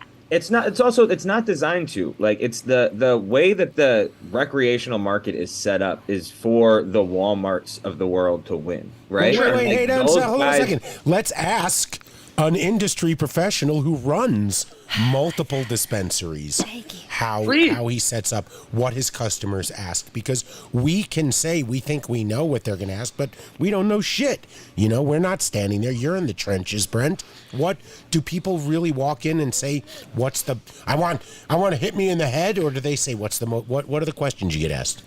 They say, what's the most potent thing you got on the shelves? What's going to fuck me up? That's what most people say. I mean, we're a little different than most, where we're vertically integrated and we also just focus on concentrates. So we're not really selling a ton of flower. We do sell like 14er flower. That's pre-packed, but of course. What strain is the one that goes the fastest from 14 in the U.S.? What? I just saw DJC for sure. I heard Blue Dream is the best. Oh, you're so funny. Oh yeah, Max. Blue Dream, dude. Yeah, you're so funny. Just for everyone who doesn't 2012 know, calling card. really, go back a decade. So this is what Max did. Sorry, we'll get back to you in a second. It's a throwback from Max the stream. went and he bought like 1/8 of Blue Dream from, what was it, 9 different dispensaries. Then Was this in 2012? Yes, this is a decade ago. And then he took it back and he had them all tested, and lo and behold, None of them are the same. none of them were Blue Dream. Or Blue Dream. None of them were the same, and none of them were were Blue they? Dream. They were something else, and it was This is really what we call the strain name dilemma Yeah. at the Trichome Institute, and this is also why we preach interpening, Had to hijack it because back. there are most people think that you should go for strain name and THC percentage, and that's what most people go to the dispensary and ask for. I don't speak English. I speak Terpenes. So Brent, back to what we asked you before our Terpenator came in. What are they asked? They just come in and say, "What's going to fuck me up?" Unfortunately, Yeah, I mean, unfortunately, that is usually the number one question. Yeah, I mean, more so on the rec percentage, the bro. rec side. Yeah, more so on the rec side than the med They throw side. the bro but in. But yeah, I mean, people are becoming more educated. People are seeking out terp profiles that they enjoy, right? And we are trying to educate consumers by, putting like terp graphs, canvases at the retail location or at the point of sale that like maybe suggest, what certain terpenes make you feel like or something like that. But most people are coming in, they're looking for what's most affordable at what's most potent at most affordable price. So that's I think a bigger conversation that the consumer will evolve to, but the question of value hasn't really crossed these guys' mind yet because they haven't gotten fucked over enough times yet. Most of the guys that are coming to the rec market, right, like who like don't know that a $60 eighth can be trash, think, oh, this has the right THC percentage, this is the right price, it's the tops. You know what I mean? It's like it's the best weed that's available. So like eventually there is going to be coming shift to the market that's not driven by the oversupply and outpacing demand, which is driving the cost of everything down, but really where brands aren't going to be able to get away selling their eights at that price anymore because the consumer is going to know, hey, this is mid, I've got two things to say. One is a quick analogy I just came up with, and the other is an example, a solution or an example of what we're talking about. The analogy is, and this isn't saying this in a bad way when we talk about the custies, but I believe that the industry is so young.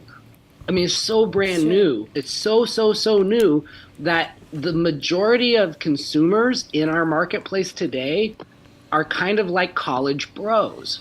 They're young. And they all want to party. And when they go to a liquor store, you're not going to see these college kids asking the guy at the counter for the vintage of a specific wine from a certain appellation that has a terroir that expresses this phenotypic terpy fucking blah, blah, blah. Right. You're going to get college kids who are like, man, I want a suitcase of cheap beer. We're getting fucked up tonight. We're gonna play. I mean, it's like the industry is like a college boy. It's just young, and it will mature. It's gonna happen because we're all doing this. We're all doing our thing. We're teaching people. And the example I wanted to share was when Trichome Institute. We were the contract for Dope magazine. We used to run the judging for all of Dope magazine for the Dope Cup in California, Colorado, Oregon, Washington for years before you guys, John, bought Dope. Yeah. Anyways, John. Way before you were. John, I'm the one who controls the checkbook. Corporate magazine guy. When our team was judging cannabis based on quality. And we had, I remember in Oregon, I think it was in 2017, the number one flower that won in the state for the best flower by bar none had 14% THC. Wow. And the industry kind of flipped out. They were like, wait, how could one of the herbs that has the lowest percent of THC win the entire cup? That should have told you right there. Our answer is THC doesn't really. Did you see the report? Did you see our lab analysis? Did you see the micro and macro photography of those trichomes? Did you smell how when we opened the jar, it jumped out and slapped us across the face and we flew across the room? And this was a piece of weed that we all couldn't stop talking about. We remember it. We dreamt about it. It was so amazing. It was grown so perfect. It was so pungent. And that little bad boy would get you so much higher than 30% THC because of the amount of psychoactive aromatic chemistry that was just right. So when the industry was that the Jaeger? I don't know what the strain was because I don't care about strain names. I think it was. I'm pretty sure that's what it was. And that is actually the one of the number one. It grew so well up there that it was like the plant that everybody grew because it was like everything else didn't make it, but that Jaeger fucking crushed. So and that's why that plant is so prevalent up there. But it's Yeah, go ahead. Sorry. It just makes me feel okay. So 2012 to 2014 is I held Colorado state record for highest potency in the state. Oh, it's your fault. You fucked it all up. So I Check out the big brain on. Wait, what, was that the THC cup? The hemp connoisseur, or? I wish it was just one cup. We can talk about all the cups. But the reason I want to talk about this is we tested highest in the state with What the was it white test? What for was 2 it? years at What was it? 29.4 the first time. Our closest competitor was 27 with Bruce Banner. But you were not. You didn't hit the 30 club though. Okay, hold on. No, Can so then 33%. Allow her to dig her own hole. 33% 0.3 was our highest No testing way. with layer. I can show you No- the results. no I can show you all the goods. This is We kind had of the one point, left. right? So wait, I you want to gotta hear what she let has me- to say. Let Thank the woman you. talk. Thank Let you. her. Thank you.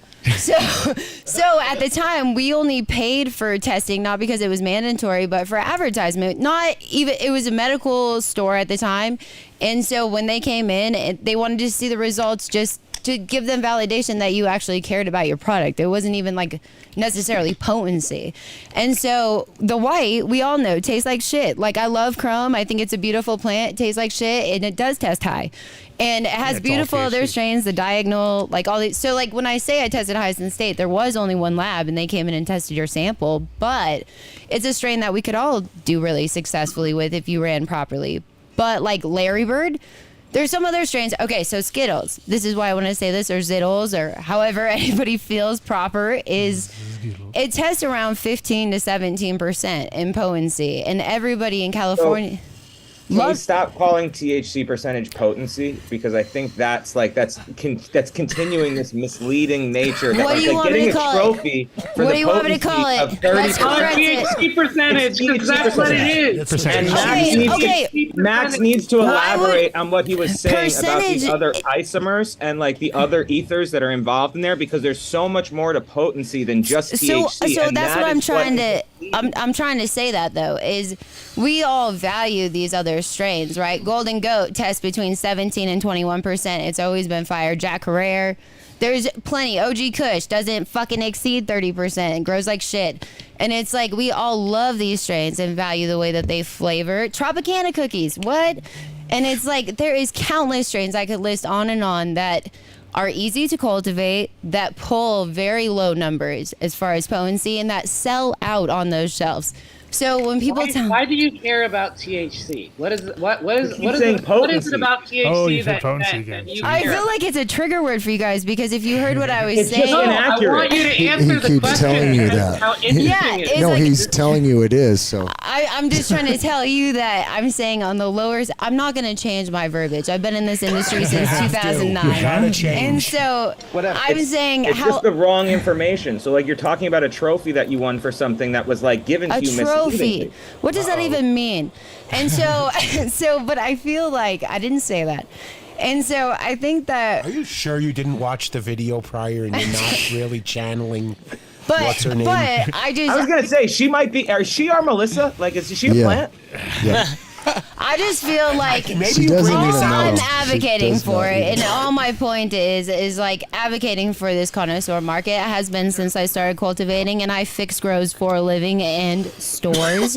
I J-Lo, feel I think what these guys are trying to say is that if you are an advocate for the connoisseur market, then you have to change your nomenclature. potency and THC is what people understand that don't work in But the it's industry. wrong. Because, But it's wrong. Because That's what you're missing. what Yeah. they've been fed. So it's up But- to us. We're No, hang misleading on. them by continuing to tell them that this is potency. Yes. It's very inaccurate. We know but that isn't people it the are potency- first of all lying no, about THC because the potency, percentage. because like it's the first thing that What does John that- said was if it was potency, then it would be distillate pens. You know what I mean? Because of course that would be the strongest thing. Or I think Max said, right? No, I'm saying if the potency It's of the not a- plant but- ranges in a 15% variance You- of 33%. Hold on. But that's then- not No, no, that's no. not the potency. That What- you're just your talking. THC You're talking level. about one thing. I'm gonna they're not the explain same. this really simply. I'm gonna Hold on, explain wait, Max. Before you get into it, I think This is because so it's a cute. bigger thing that we've been misled on. I think this is where you're getting hooked. I'm just going to mute Think all of of you things like guys. terpenes.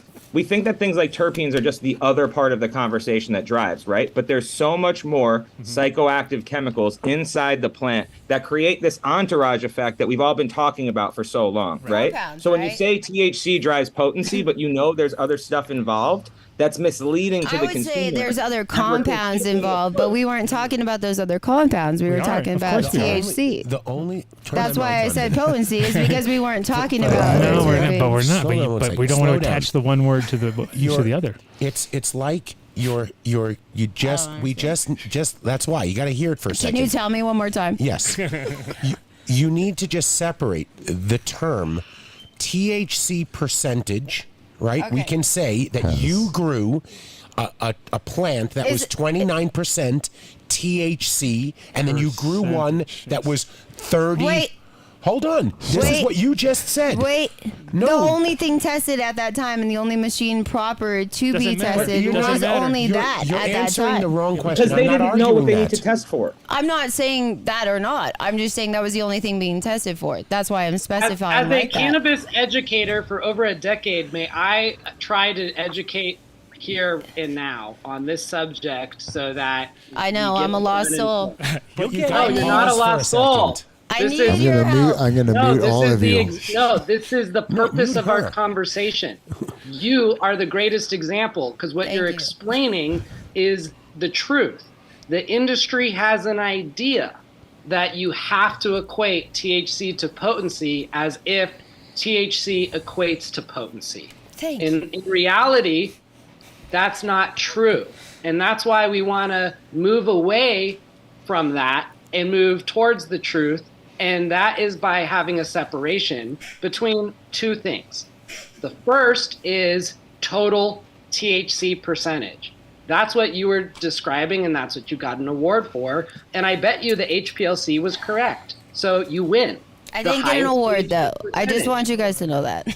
This is not an Great. award thing. Then So you the got all other the thing, awards? the other thing that we're talking about is total potency.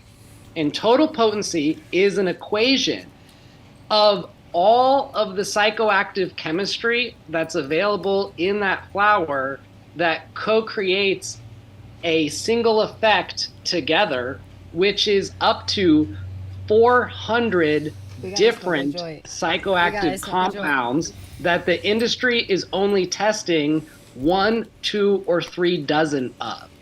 For example, the smell of skunk, which is entirely psychoactive. The more skunky your flower is, the higher you're going to get. No one is testing for the amount of the canosulfur compound of the thiol that produces the psychoactive and smell of skunk because it's not a terpene. So do you think my grandma Sally's gonna come into a dispensary asking for that? No, and that's not the point. The This point is why the brands are misleading them. Okay, I just want to make sure. So here's what grandma should come in for. She should be able to come in and say, hey, I want something that's on this ratio of total potency. And what the industry should be doing is saying, instead of conveying to the public that the one psychoactive compound out of 400 of them is what you should be analyzing, don't do that. Instead, measure up to 200 terpenes that are there available in psychoactive, measure the totality of the 10 most important dominant cannabinoid types, also measure the thiols and a couple other psychoactive compounds that contribute the highest amount to the total potency. So even if the industry tested 50% of the psychoactive chemistry in cannabis, they would be able to give a much better total potency than just one of the molecules, which is THC. So I'm talking about. I completely agree with you. I do. Okay, I we're moving completely somewhere. agree We're with you. shifted. We've shifted. But We have I'm more saying science on though, Adam like Dunn shit. and I'm only saying that people that so a person that has never consumed cannabis comes in with cancer, right? And they don't care about your fucking golden goat. They don't care about your terpene profile. They do want your highest potency of only THC. They don't care about your CBD even. They want this to get high as fuck, and that is the number that their doctor told them would make them feel. No. And I like where we're going. The doctor didn't tell them that. Just relax. No. Can you hear me out for a second? All right. No, because I understood your question, but you're not allowed to ask it in that way. Okay. My mom died of cancer. I'm a cannabis industry professional, and I understand cannabis as medicine for cancer patients. And when you were suggesting for the highest THC percentage for a cancer patient, I agreed with you. And we're also not talking about flower. You're going to be talking about an extract like Rick Simpson oil, or also called RSO, and in some places known as Phoenix Tears. But what if they come in? It's a really important conversation to have. It's high THC. It's medicine. It's for cancer patients, but it's not to get high as fuck. It's to kill cancer. But what if they come in? You have to talk about certain things in certain ways. I think what Max and John and what we're trying to say is that we're all in agreement. The issue is we have to be able to change the dialogue. In the vernacular. The vernacular, correct. That when someone comes in and asks a certain question, we should already assume they drank the Kool-Aid. Because THC was already figured out for us years ago. That's how they made the law. They didn't base it on the other cannabinoids or the other terpenes. They just said, if it has this amount of THC in it, it's cannabis. If it has less than this amount of THC in it, it's hemp. That's the psychoactive cannabinoid because it happened to be the one that was most prevalent and showed up in early testing. But the reason that I talked about my experience in 2012 to 2014 is because that is how it was being tested and that is how it was being discussed and that was the expansion. Wait. Everybody calm down. You guys are telling me to calm down. Calm down. But I think that now we've evolved to parts per billion. We have a lot of things that we're progressing with testing has evolved to a completely new level after 2016.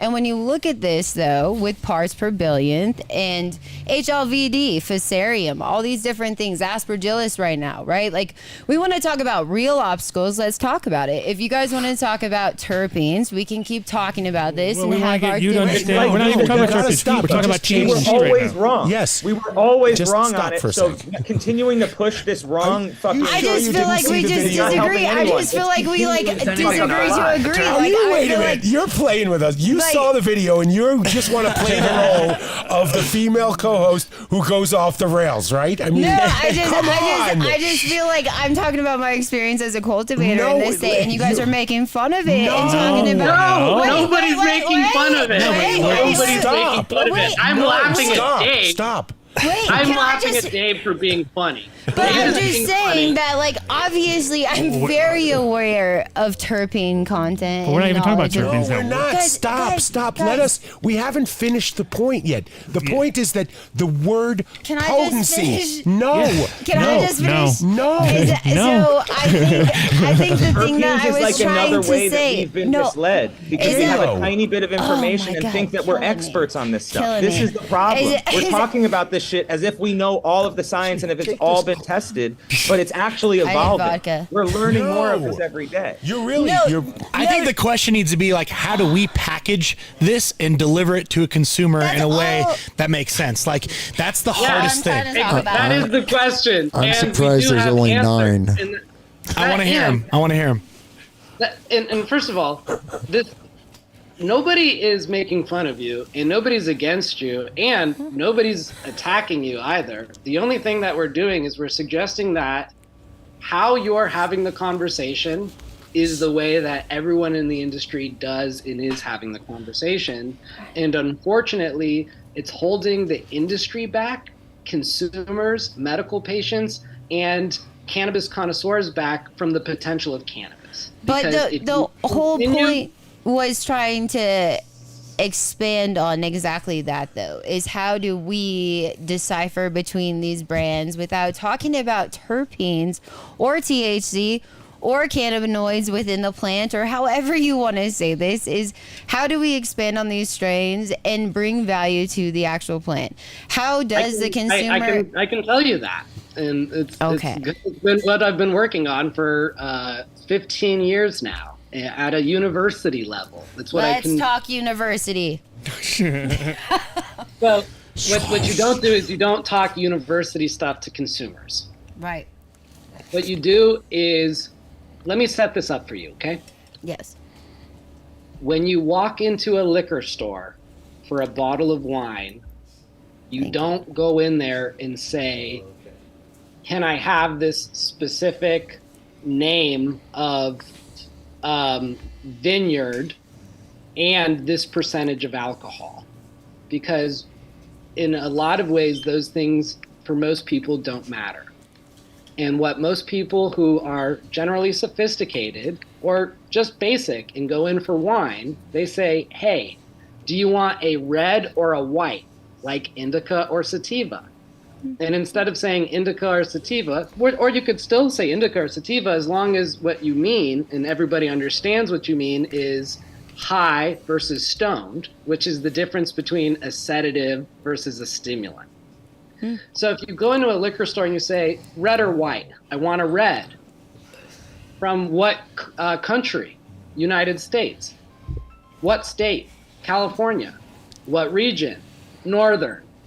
What appellation? Sonoma County. What kind of wine do you want? Cabernet Sauvignon. Oh, okay. Well, over here, here's our California Reds, and all of these are cabs. And they're just all grown by different people. When you go shopping for that, the last thing you're thinking of is the THC percentage. But what you are looking for is the best quality. And in the world of liquor and wine, they have a quality rating. And that's on a scale between 80 to 100. And that's based on not a lab test. It's based on people who are wine experts. They are level 3 cannabis sommeliers. And they have a court where they sit around and drink the wine. And as a team, determine for all of planet Earth how good this wine is from this grower, this harvest. Are you familiar with And Orange that is on the Swift? label. Hang on. So all the shopper has to do is go in and say, I want the best Cabernet. When you say best, are you talking 95? Or are you talking like 98? Because that's you're buying this type of wine at this type of rating. And alcohol and cannabis are pretty different, because then you could also have a total potency, which is based on more than just THC. And the biggest dilemma in the cannabis industry is this is a multi-billion-dollar drug industry that sells drugs to people without telling them if it should be a stimulant or a sedative. And there's no lab test currently that lab tests for that. Nor are there lab tests that look for cannabis quality based on consumers' consumption of it. Meaning they don't look for insects, they don't determine ripeness, they don't see if your cannabis has been flushed, and there are plenty of molds and funguses that grow on cannabis that the labs also don't look for. So today, it is a market that is run by strain names that in most part aren't necessarily real or true, the strain name dilemma. The industry believes potency is based on THC, and that's also qualitative. When THC, how high you get or how drunk you get, isn't quality. It's the type of high you get. And we need to be able to communicate that to people, and we can. So at the end of the day, there can be a label that says all of these truthful things for the consumer that's easy to read. This is A-grade weed because it got 93.27%, and on the scale between stimulating and sedative, it's about right here. Done. Then you can say, oh yeah, by the way, we call this shit Blue Dream, and it's grown by Apothecana. You guys all love it. Y'all got some $28 bucks. But I think what you're saying, Max, is the way you're phrasing it is you're in the future, and you're not. We all have to accept what you said when we started this conversation. We're in spring training. This is a baby industry. We're all learning as we go. We're gonna 10 years from now, more people will have the conversation that we're trying to have and go, you remember when they actually used to list and people accepted that THC was how high you got or how potent it was? It had zero to do, or not zero, it just had so much less to do with the overall effect that really there was some relationship between your body chemistry and the terpene profile mixed with the cannabinoids, and then how you ingest it. Breeders, though, like that's what any breeder that's fucking ever wanted to do anything with that has walked into a grow and seen a strain that they fell in love with aesthetically before they ever smoked it, before anything. They like knew that was their baby, or they popped their first pheno, or they popped, like, you know, that feeling. And that is what keeps the evolution alive, is educating these consumers. Yeah, absolutely. But I think instead of just scientifically, which I specialize in for a living, and I'm a huge backer to supporting testing and evolving as what you mentioned. But I think that at the end of the day, we all want to know, when you come in and you want strawberry cough, you want it to fucking taste like strawberry.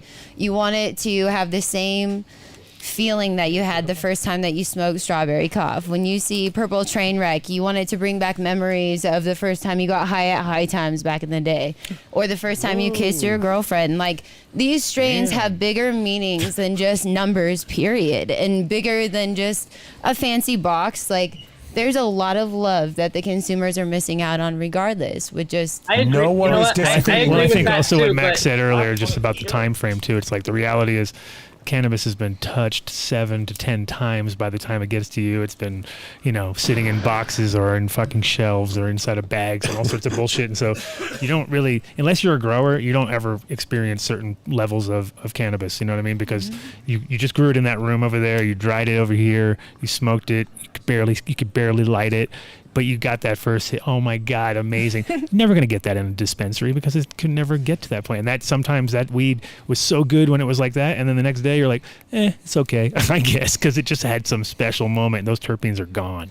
Like, it dried away, Wait, when this all got off the rails, it was only because we wanted to say that the 30% didn't mean anything about potency. That was it.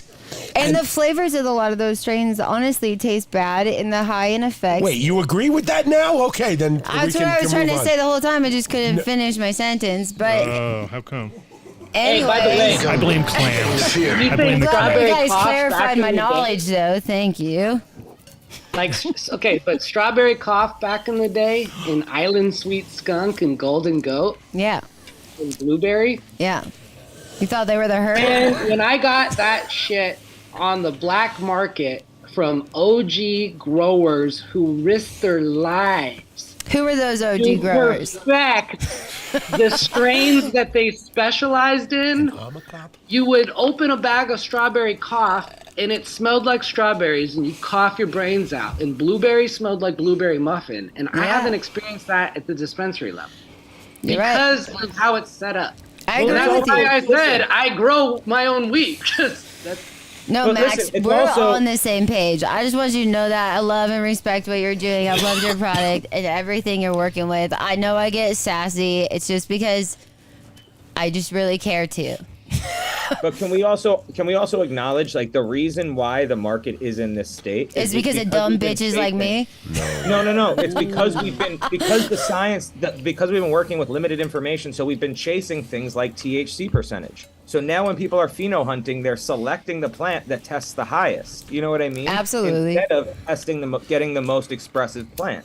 So compounded over years, that's the reason why we're losing all of these other super smells, because the THC percentage is going up while all of this other shit is going down. How do you get, though, like, even with the first round of seeds, honestly, with these phenos, like, for instance, with beautiful products out in the market, like, they always test low. The first, couple harvests, they're not going to test that great regardless. And, like, below, I would say in the mid-20s for a lot of great breeders out there. And so I think, and I hate to say this, but as a consumer's perspective, is like, I say this because I've tried to sell weed in this commercial market consistently for the last decade or more, and I've seen my customers come up to me and say, I don't give a fuck what it looks like. Give me 33%, give me 36%, give me these crazy obscene numbers.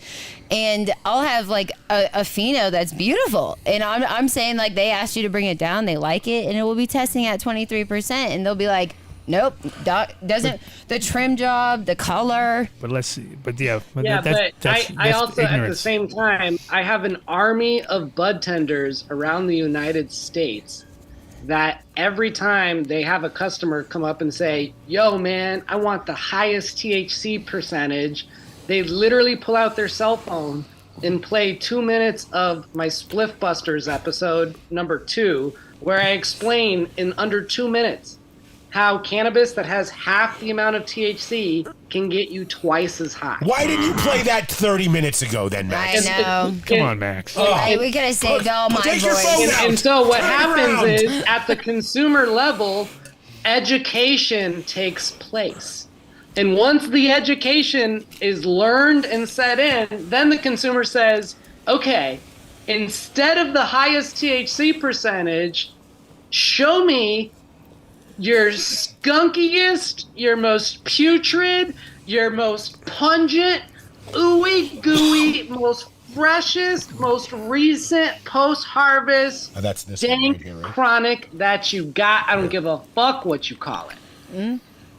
And then you got a happy customer, because instead of sending them away with 6-month-old weed that's got 30% THC in it, but it's got no flavor, and it's not going to get you stoned or high or stoned, it's just going to get you thrown forward the way that a THC vape pen would, without terpenes to it. How are we going to sustain though as breeders and all these other people that are behind the scenes though, if we're just going after any of that though? Is like, I think we need to push more of these signature niches.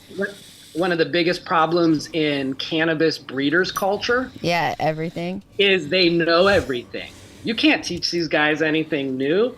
I can't get them in my class because they know everything. Shut the hell up, Max. Guys who perpetuate to anybody in particular. You shut the hell up, Max. 70% I know more. It's a fucking crowd, I'll tell you that much. Max, you're on the Adam Dunn show. Why don't you just say, Adam, I've invited you on my show. No, I had his classes at my spot. I know. I love Max. Guys.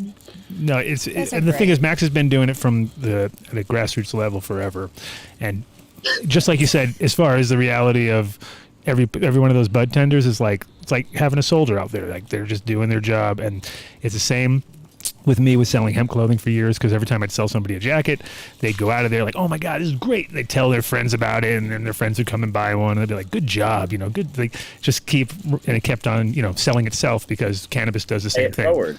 Yeah, and cannabis, we're all just, we do it on our own without even having to be asked. Go ahead. It's why we get like so offended when like people who are like industry people want to say potency, right? Like, it's nothing personal. It's not anything against you. It's not like whatever, right? We're trying to evolve all of us because we've all been misled. You know what I mean? So like, again, to the point about like the weed we used to smoke back in the day, and like stuff that really smelled like blueberry, the real skunk.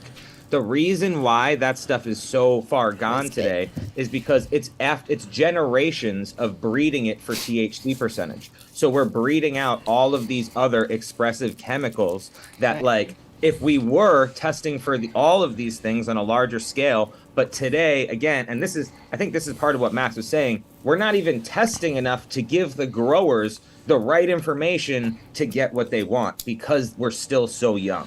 New topic that you just brought up that I want to ask you, John, but I also really want to ask Adam, because I think he would have the most insight out of all of us on this, which is something that you just said.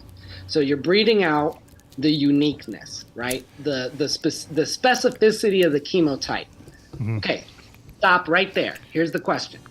1, are you sure it's being bred out? Because how much breeding is taking place? How many seeds get dropped in our industry versus a mother that is stressed beyond 10 years worth of her lifetime?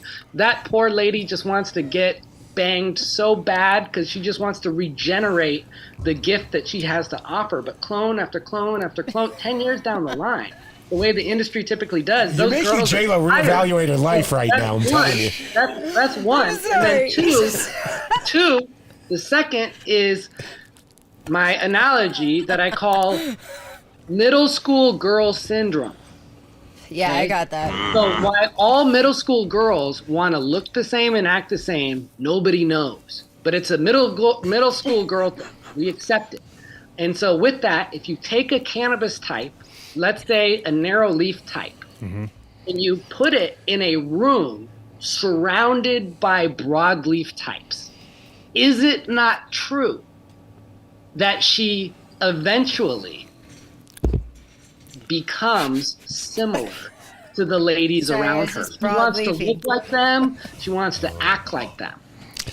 And so I mean, it's an idea, but the problem is you talking generational. It's obviously not going to happen in a room. You know what I mean? Like, you're not going to walk in one day and say, weren't you guys fucking all big fat indicas yesterday? What's going on? And you're like, I mean, not in a 24-hour period, but I believe as a grower myself who's tested. You sound like my mom a little bit, because my mom would go like, this plant morphed over here. And I'm like, what do you mean morphed? She's like, I don't know, it morphed. Well, it used to be like this. And I'd be all. Now it's a tomato plant. I was like, what are you talking about morphing? I don't think plants are morphing. She's like, yeah.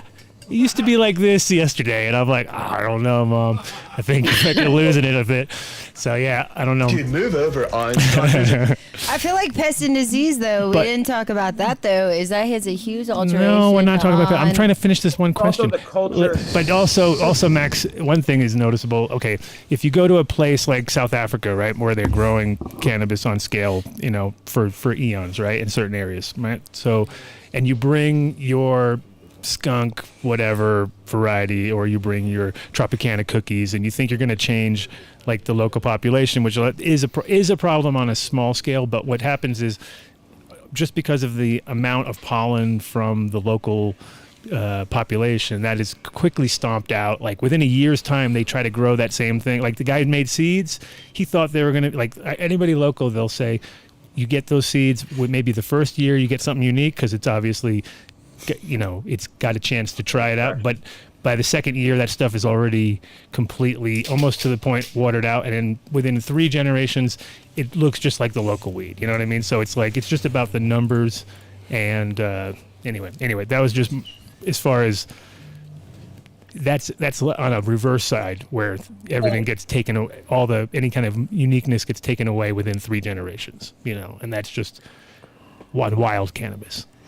But Yeah, You guys know Brent McDonald here from Apothecary Extracts, by the way? I just wanted to make sure you knew he was still here. If we wanted to ask any questions about what they come in and let me ask ask you for this, it. Brent.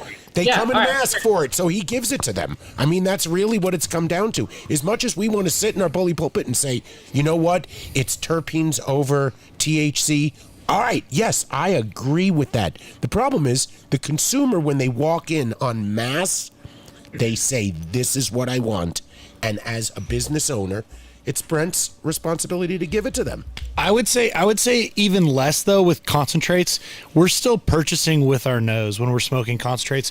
Mainly us dabbers or whatever. Even when we're talking about smoking vape pens, we still are purchasing based on like what it makes us feel like and what it tastes like, and if it's enjoyable to us, and not like, oh, it's 87%. Yes, some people come in and do that, but I think it's more of a flower thing than it is a concentrate thing, where when we've moved on to concentrates, like, we now care more about flavor and then with concentrates, the numbers are already up higher, right? So like, we're talking about something that has much higher THC percentage because we've concentrated it. You know what I mean? So like, it's not quite the same thing as flower in its raw form. But Max, to answer your question, like, it's just a matter of math. If THC percentage is truly going up, and I'm fully aware that people are gaming the system, right? All of those other, that percentage has to be coming from somewhere. So to your point about buying with your nose, if the compounded issue from going for the highest THC is we're getting less expensive plants over time, aren't we? It's the same thing as like breeding or saying that people want vape pens.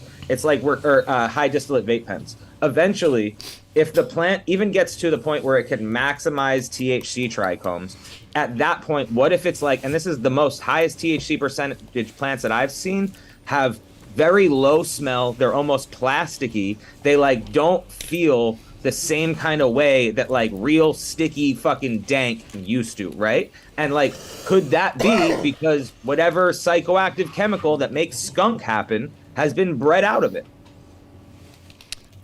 Or not, maybe not bred, aged out, to your point, Max. Yeah, and/or the problem with the skunky weed back in the day is it got busted a lot too. So most people, True. it got busted quicker than any good. Yeah. So people at a certain point were like, we got to grow not so smelly weed, and then they kind of fucked up the whole thing. And We've That's never had a exactly skunk what I in this mean, right? neighborhood. The compounded problems of this, like everyone trying to grow for as many pounds as they could a light, right? And trying to maximize yield has, on top of THC percentage, like all of these little things that we combine that with the fact that Watson and Clark called their fucking sweet, multi-hybrid fucking Afghan, Mexican Acapulco Gold or whatever combo, and decided to call that skunk, and because it was a hot buzz, it was more of a buzzword really, and then that became prevalent in the breeders, and then the breeders started thinking they were breeding with the skunk, and they're not. And then in Europe, they don't even have skunks in Amsterdam, so everybody in Amsterdam was like, yeah, it's very skunky, yeah? And I'd be like, no, dude, this doesn't smell like skunk at all. Do you know what a skunk smells like, dude? It's fucking horrid. This is not skunk. This is sweet. And they were like, oh, it's very skunky. And I'm like, no, it's not. And when it grows, plants are more skunky. You get nice skunky vibes off the plant when it's alive, but when it's dried, that doesn't always carry over. It's like one of those far and few between actually really comes out, And so, like, Super Skunk was one of the only ones in Holland that actually was like, all right, that's got it right there. But the rest, anything skunk number one, not. One of the things with the high percentage strains too, like if they're like a washer that's a bubble hash strain, it'll tend to have a drier resin anyway, and like there's a big selection pressure on the genome, just because like the prevalence of rosin and how easy it is. A lot of people are going to be selecting out greasy flowers, right? Which is again even getting worse. Resin. Right, which is, and very rarely do the dry resin ones have that funk to them. They don't really. They're more. That's got that hashy vibe already, and you're like, okay, it doesn't have much flavor, but fucking coats the bottom of my bag, and that's about it. But it's easier to deal with. It yields higher, so it's better for the bottom line immediately. So we'll run it again next season and next season until we got to find something that's better for the bottom line, and then move to that. Yeah. But it's hard. BHO though takes it all into effect, right? I'm not saying that it's not. I'm not trying to. This is all perfect world analogies, right? And again, in a perfect world, we would all just feed this information to people once, they would digest it, understand it, and we would never have to talk it to them again. That's obviously not how education works, right? So like we proved that here today. Well, the reason why it's because we're such an immature industry, and people keep People keep walking in and asking for that they use the word potency when they're really talking about THC, or they use the word THC when they're really talking about potency. Well, Max nailed it. Max nailed it with the idea of college kid mentality, which is true because college kids will buy wine based on alcohol level. Like they'll look at the wine and they'll go, "This wine's stronger." You know what I mean? Fuck it. If we can only buy wine, we're buying 14% wine. I don't care what it is. When was the last time you drank Everclear? I mean, I bet it was only when you were in college. You only made the mistake once, and you were like, "Oh, I could take one shot of this and be fucking rock." Yeah, and you're I was thinking like maybe a couple weeks ago. Oh my gosh! No, don't even start. That's why I got kidney stones, boys. Oh my god! It's also the same reason that felonies and kidney stones. Yeah. Distillate carts are one of the most popular products on the market. It's not something we produce, but they are one of the most popular products on the market for the same reason that Natty Light sells really well. It's because the typical consumer only cares about getting super high, and they think that's going to work, and that doesn't work like that either. So we know that. I love though that you said earlier the flavors though is because I think what I'm trying to say is you guys are absolutely correct, absolutely correct. My approach was incorrect. Amateur hour over here. Sorry, boys. No, But- now you know. Potency. But wait, I think we shouldn't detour the audience into focusing on another number. Period. I think we should be focusing on these flavor profiles. On if you're trying to go for a hike, what the fuck do you want to smoke when you go hiking? When you're trying to get your frisky on, what strain are you trying to smoke? When you're trying to relax, like we should describe them as that. Is like they shouldn't be described as these 51 Frisbee. or fucking 75, 69. Like, period. Is like I think that people should just really appreciate what you're trying to get them to value, which is the effects of it. Well, a lot of brands are trying to do that. They're trying to say like sleepy, and, Max, think FDA. What? Isn't that a health claim? See, that's then I you're don't trying. think sleepy though is you're talking. Actually, you know how they're able to get away with that though, right? Like the CBD brands, because certain terpenes like linalool have been proven to be Max, therapeutic or anti-anxiety, whatever it is specifically. But because if they throw that in their shit, they can call it nighttime. You know what I mean? And like as long as they have the right essential oils, that's how they get prescriptive with it now, because cannabis terpenes have not been proven for those things yet. Gotcha. But like, yeah, that's sort of the trend anyway, because it makes it easier. It makes it way easier for the consumer because they're like, oh, look, He's letting somebody sleepy. hang themselves. I don't know. It could be me. No, I for the sake of education and the audience, and a good conversation, I wanted to also throw out there not just the term, total potency, but the term psychoactive, or better yet, non-psychoactive. Yeah. And so something that I think is fun to analyze is the fact that I would argue that the majority of hemp-based companies, CBD-based companies, or companies that put hemp or CBD in their products claim that it's non-psychoactive because it's a CBD product. And if it weren't psychoactive, then there would be no point in buying it. Because obviously I want there to be the psychoactivity that you would get from CBD on my endocannabinoid system, because that's what I hopefully am buying CBD for. So all CBD is psychoactive. It's just non-intoxicating. Well, So maybe just thinking define about psychoactive too, because I don't think that people even understand how everything is psychoactive, basically. Everything you consume. Yeah. But Don't I don't know. fucking Maybe that's not as psychoactively important of look a at me. conversation. Well, at least I know the level of intelligence we're throwing out No, we're here. not. Added to the black. Okay, Vinny. You got it. You got it. So, question from the Thanks, audience. We have. Max. We also have another guest coming on too. Jeremy. What's your feeding? But he can jump in. Protocol. What are you using for nutrients? Maybe tell everyone how you're doing. Also you're got growing. one more chat room question too after that. Yep. That's a question for me? Yeah. Oh, right now I've just been building my soil beds for my real grow, which is going to happen this year because I've only been on this property for 1 year. So I tilled the earth, and so far every time I clip my lawn clippings, I build that on all my beds and all of my leaf clippings, and I drive around to the coffee shops and I ask them for all of their spent coffee grinds, and I pour that on. A couple weeks from now, I'm going to get a dump truck of burned wood ash, then another dump truck of horse shit. Then it's going to rain in Oregon all winter long, and that's going to turn into a hot compost soup. And then I'm going to strap that into the ground with tarping in the spring, and I'm going to hook up drip systems on top of that, and then I'm going to punch a hole into it and put each of my cannabis varieties there.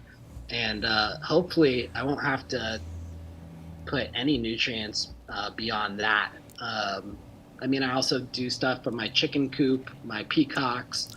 So yeah, lots of horse shit, lots of bird shit, coffee grinds, grass clippings, some soil, ash, wood, leaves. that's my nutrient regimen. The other chat room question was they wanted you to talk about the cannabis and hops cross that you got interrupted on By me. No, not. Oh, it was a different show. No, it was from the other podcast. It was from the podcast that you didn't watch. And I take full accountability. It was another. You really chick. should watch the other show now. It's perfect. Fuck that. Now I'm going to wait like 4.5 weeks so I can get over my emotions. Oh, you'll be fine. I'm a real woman. Watch It's going to that. take time. Oh, Jesus. Jesus. It's okay, guys. Let's hug this out. Hobson. Okay, let's talk about it. Yeah, they were interested in that. It's a cool plant. So That's beautiful. The last time I was on with John, this plant was alive, and now it's not. But so this might be challenging for me to show you this, but here's a good example. So if you were Will you put to Max on full screen? I'm trying to. I don't have it cut out yet. Hold on, we're gonna go full screen so we can see it better. I'm trying to But I do see it. It looks kind of like a This little. is the Looks almost second like time a. no one Looks like a bird of did that. paradise. Or Sorry, we tried. yeah, so do you see this dinosaur claw? I was going to call it. What? That is a dinosaur claw. Yeah, so this is a I call this little project of mine Jurassic pot because the ancient original strain of Cannabacea in the genre that produced Humulus and Cannabis, where it was the same plant that Cannabis and Humulus derived from. So Cannabis and hops derive from the same ancient plant. So kind of like Jurassic Park, bringing the dinosaur back to planet Earth. Apparently, somebody has bred a hop type with a cannabis type, but we're not sure if that's true. So we're going to be doing a lot of different lab work to analyze these plants and see what they are. The family that originally bred them in the late 1990s in Germany gifted me the genetics. And one of the interesting things that I would point out to you here is this. The only thing that this looks similar to in the cannabis that we know would be duck's foot.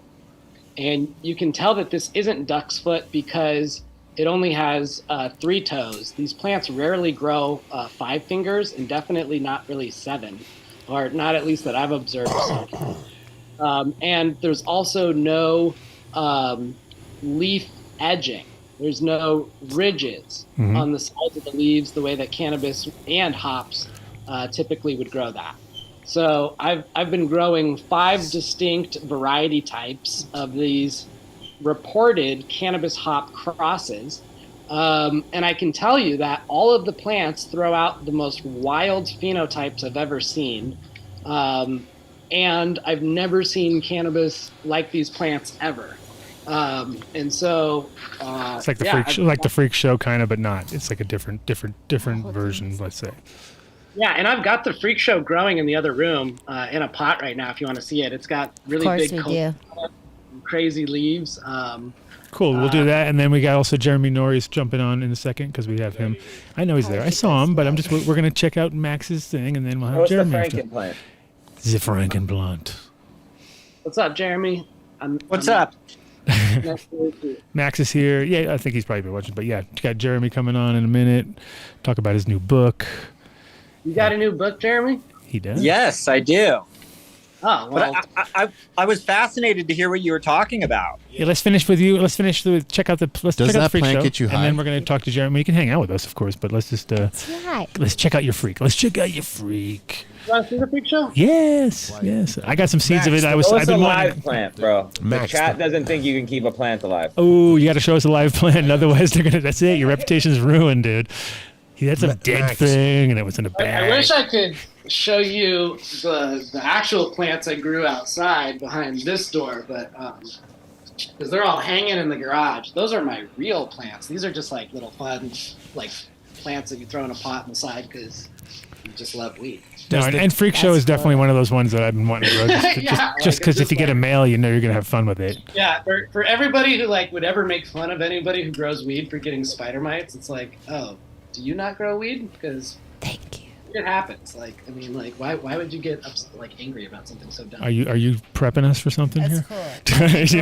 And it's covered in information webs. that needs to be shared. Don't be ashamed when you get the buds. This is my freak. Yeah, it's a freak show, that's for sure. You see how those leaves are all just like Oh my whack, goodness. How whack. they do that really spiny. Yeah, those would have been a dream back in the fucking 90s if we had those things. We could be growing them out in the fern somewhere, and Yeah, right. you'd just be No. like, just the right kind of cover. You'd be perfect, because they definitely, and they, because I've seen this guy in Thailand that's been doing it, though it was on the show, that Cannatai Seeds guy. He had some crosses, and they looked really dope because they weren't as crazy, but they were still crazy, and they were like the sharpest, pointiest leaves you've ever seen, but they were like in this really interesting patterns. So yeah, it's dope. Max, does that get you high? Yeah. Bud? So these plants were grown for the same purpose as Australian bastard, to disguise cannabis so you could grow it and not have Karen next door really understand. There you go. Your bushes were ganja. This is another one of those. Good job there. This was the one I tried to show you in the show, and I literally threw it in a corner after the show, and I haven't touched it since. This is the one, the other bad memory plant. Oh my God, that's it. So if you watch the video, you're going to see that plant in its glory. That'll It give you absorbed all of the negativity from that interaction, and he just abandoned it. And it got I've got no shame. It got spider mited to shit. After this plant went through that episode, its whole, I don't know if you can Aura tell, was off. it's got a little circus tent going on right here. Wow.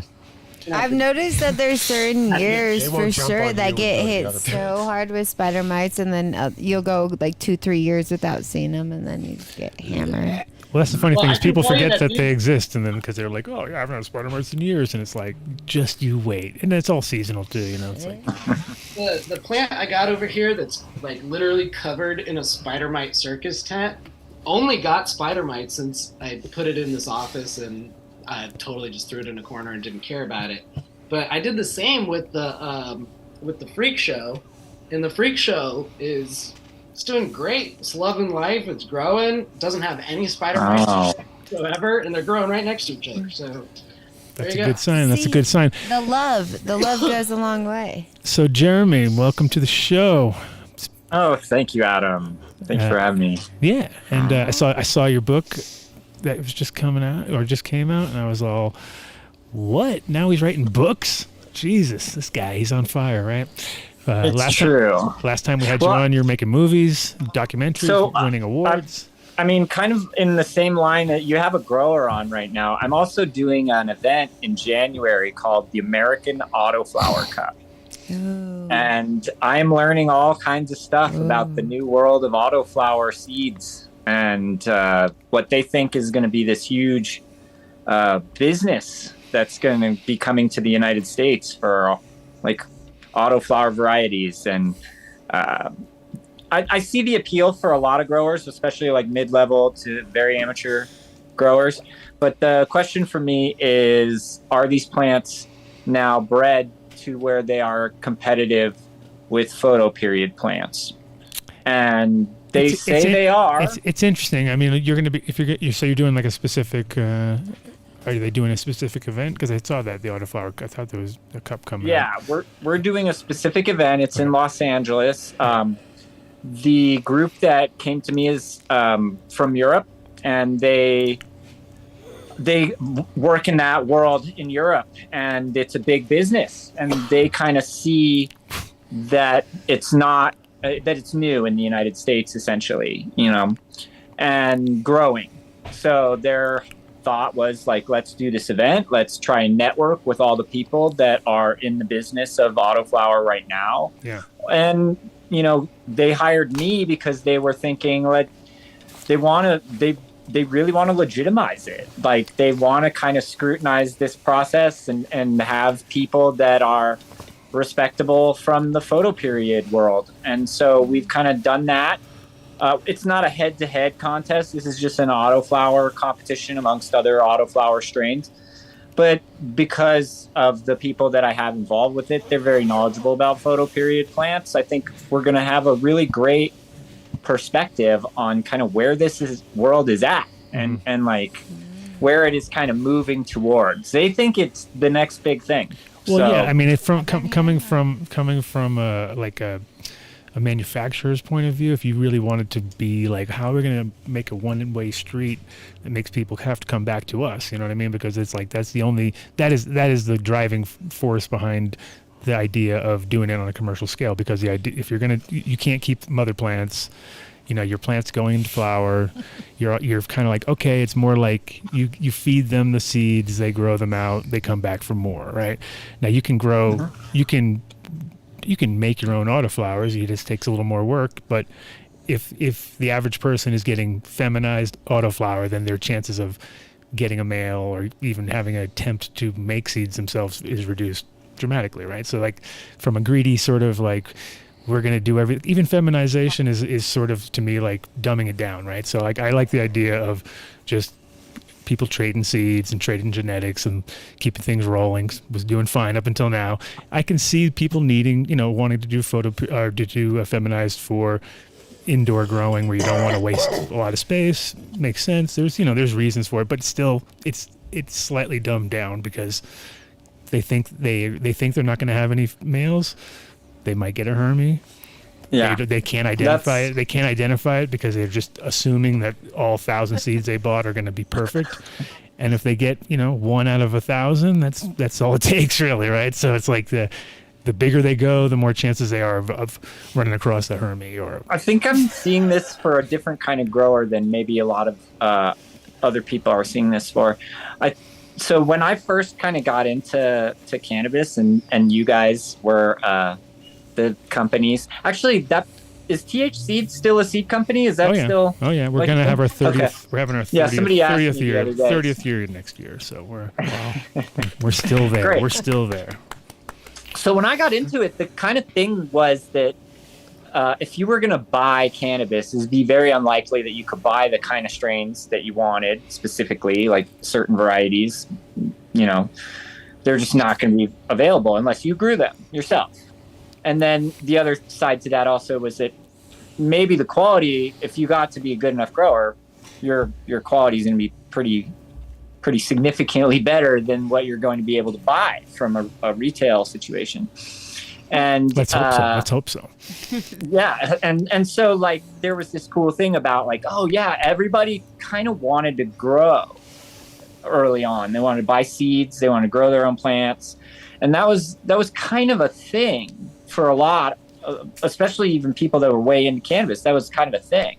That is not a thing now. Like you have to be one of the real grower people to want to grow cannabis. If you're just some like influencer person, the last thing you want to do is grow some plants. Or you've tried it and it was hard and you gave up quick. Yeah, that's usually that would be the normal that I people went appreciate through that the learning curve and they figured out their friend did way better and you're just like, why don't we just get it off of him?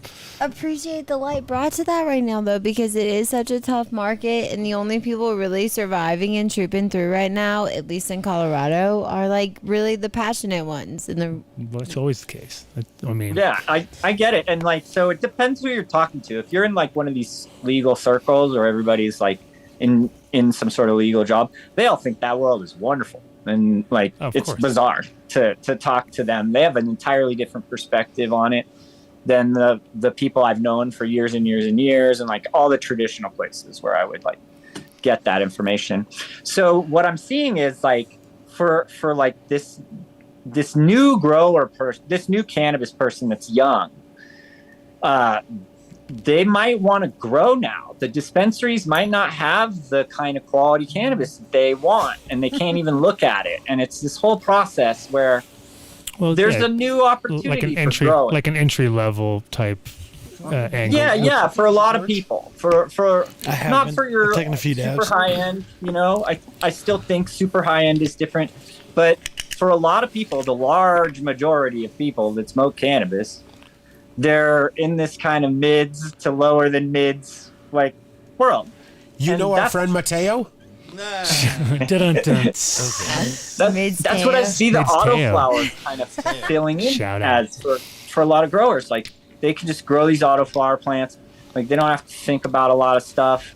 Well, They our running joke screw though is up. that people who bought Autoflowers didn't water their plants because they thought it was just going to do it all automatically, right? So I was like, how come my plant didn't grow? I got these Autoflowers. I put them in the thing and then waited around and nothing happened. You know, you're like auto water. You got to like water it, buddy. You know, it's like so we don't want to make it. That's the whole thing. Is I like to feel like I do feel like it does dumb it down a little bit, and people get like they don't pay it as much attention because they think that it's just going to do everything on its own. And the biggest problems with Autoflowers, as far as growing goes, is that people don't realize you can't really transplant them. You kind of have to put them into the exact container you want to finish them off in, because once they hit the bottom of that pot, they just start to flower. That's like their trigger signal right there. So if you let them go and in a little tiny pot, and then you try to transplant it, you end up with these really small, like the original Autoflowers that most people had, which were these little Coke bottle sized plants. And you were like, well, that's not going to really do it for anybody. Yeah. You know, you can't have a half ounce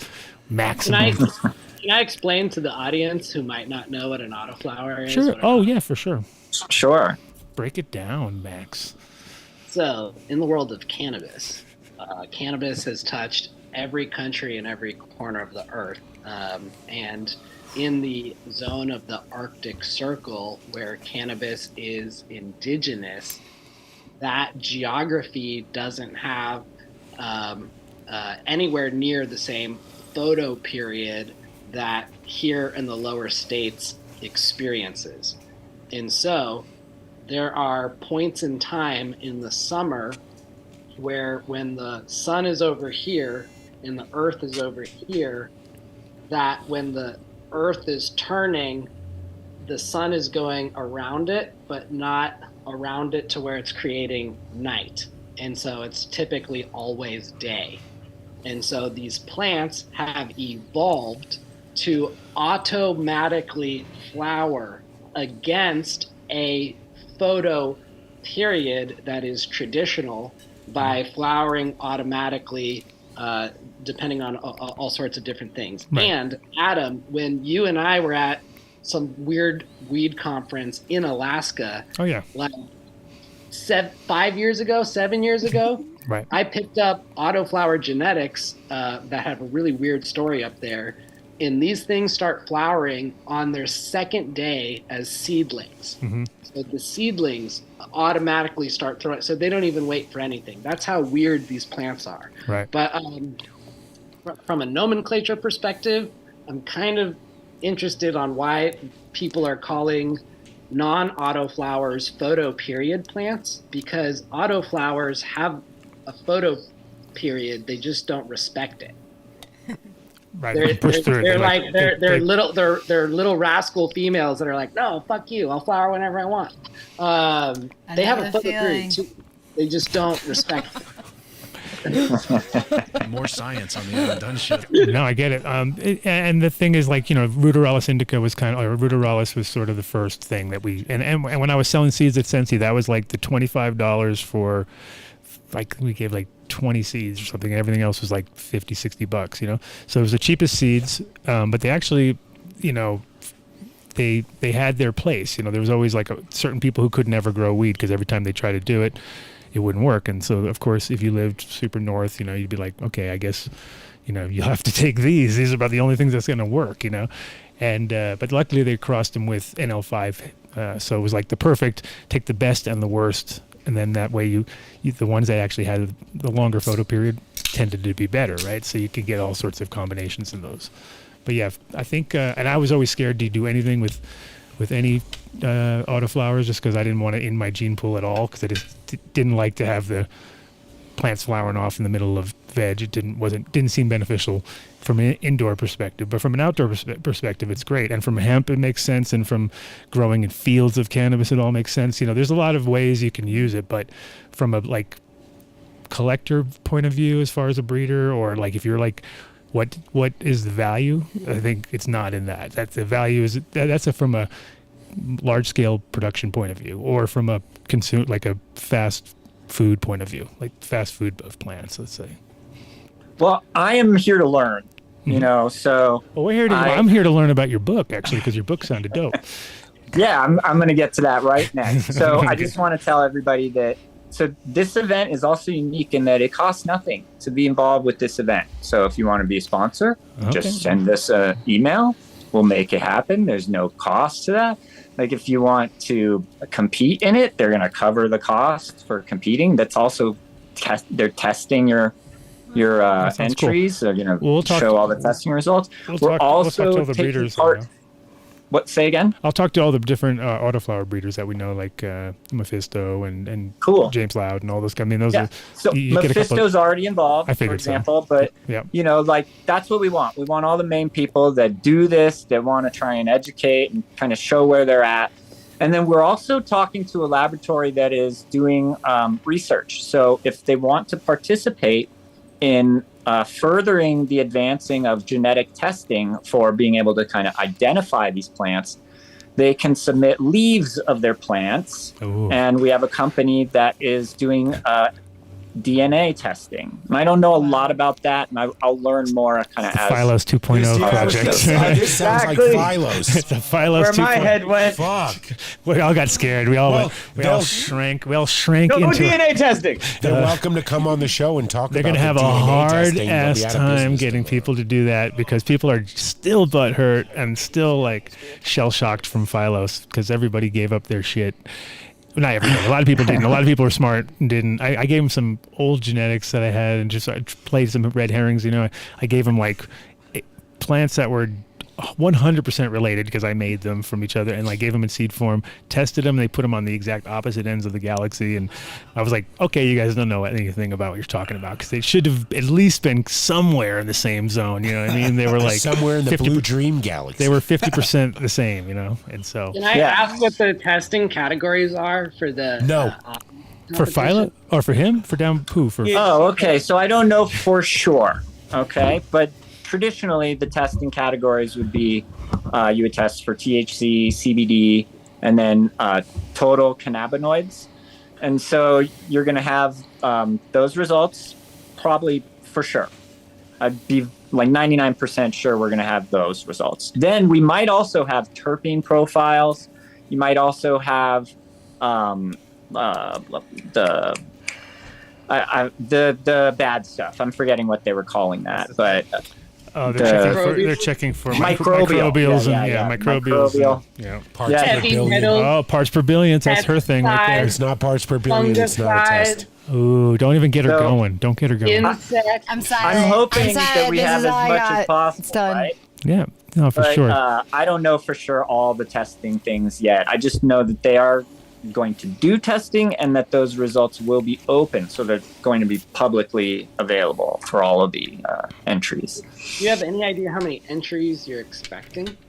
So far, I have it capped at 20, and it's almost maxed out. They've already almost got 20 entries. So I think we're going to maybe have to go to 30, but we'll see.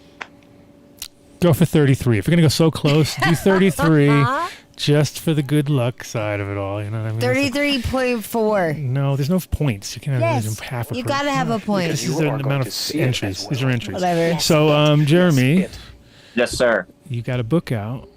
It's true. And it's about all your shady shit. It's all your shady shit in memoirs. You did memoirs of your shady shit. Not secret. Yeah, it's questionable. I asked an attorney, and they said I couldn't get in trouble, and I was trying to be vague about anything that would make me liable for throwing anybody under the bus in any sort of way. So thank you for that. There's not a lot of names.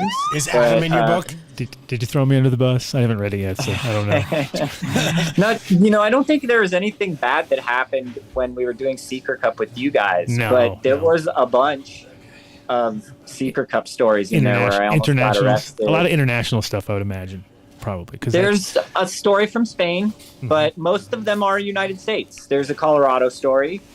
There's a Humboldt story. So it's places where you might not expect, but or totally expect, like Humboldt. Yeah. I guess that would be one of those ones where I could totally expect a problem going down at a certain point. If you've been up there enough, but a lot of people hear Humboldt and they're like, wait, isn't weed just legal there? They think it's like. So you named it Jack. So you named it Jack Moves, right? I named it Jack Moves because it originates from me selling weed out of my house, and then I got robbed and home invaded numerous times, And so it's those stories. Numerous times. That's never a good thing. Oh yeah, numerous times, twice, but yeah, numerous times, twice. Is that like the Sex Panther? It works 60% of the time. It works all of the time. Well, so I got robbed probably like 60% of the time. I mean, it works. But home invaded only twice. That's sad. I'm sorry that happened. Well, to I mean, you. definitely. I think we forget quickly. People are going to forget like the struggles that we had, and you guys putting on events. Also, I think all of us have put on events, so we all understand the struggles of putting on cannabis events and how that, like, when new guys try it, you're like, dude, you can't do that. Like, you're gonna get like you're not gonna make it out. And nowadays, of course, it's things are a little bit more paved. The roads are a little easier to navigate.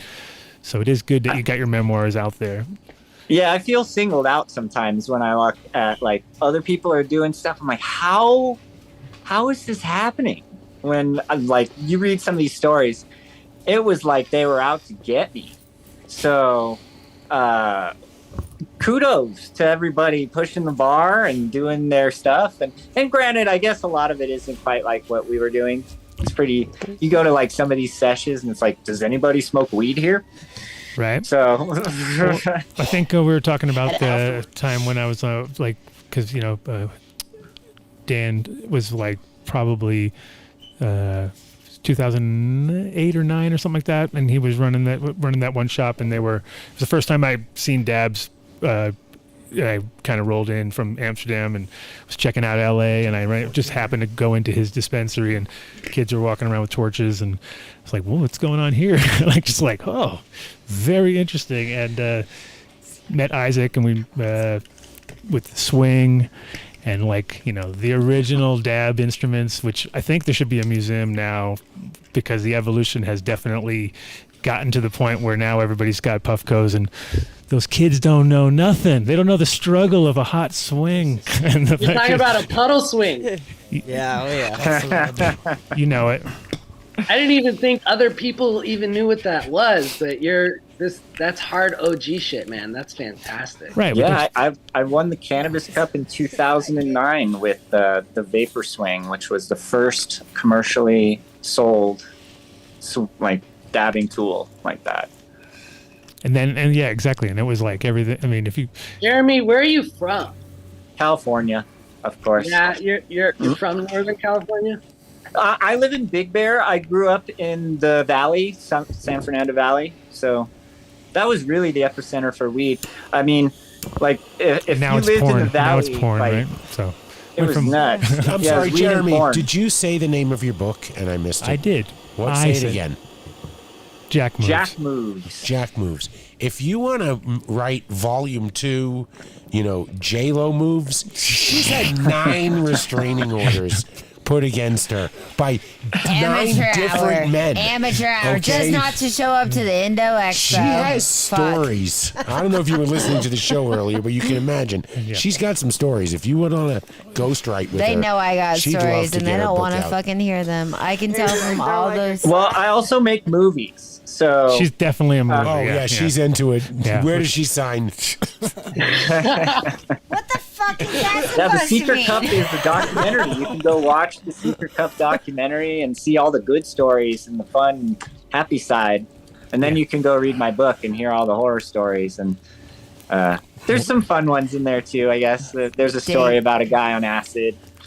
They got naked at one of my events. And You got naked there? I'm sorry. I didn't mean to.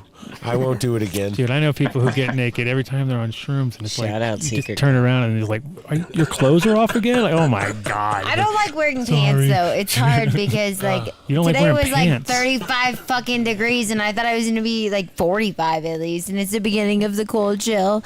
So you feel stronger than you actually are, and so I wore this What are you dumb talking- outfit. What No, are we I talking just gotta about? get this off my chest. It was very, very cold. Is wearing. Don't wear shorts when it's 35 fucking degrees Yeah, out. Jeremy. Like, don't do it. Are you seeing what we're talking about, Jeremy? You Sorry. ready? You want Sorry, to go Jeremy. straight? I just want you to know. oh, if you- yeah, that's gold right there. If you're True. Jeremy, are you drinking a 40? Everyone thinks that. It's not. It's It a is liquid death. Java. I mean, that looked like a Cheers, 40 Jeremy. upside down to me. I was like, oh damn. I'm like, I didn't peg you for the type of OG that you are. If I ever like walked into a Starbucks and you were getting a cappuccino, I just would like Jeremy would be as hardcore as you are, and then I see you slamming a 40 on a Adam Dunn show. I'm like, oh. Yeah, we could pretend it's St. Ives. I can tell Jeremy's a G just based off of his sweater and his undershirt. He's got he's suave. He fucking knows. Yeah, He's yeah, bad like, as a I have bone. the- Or bad to the.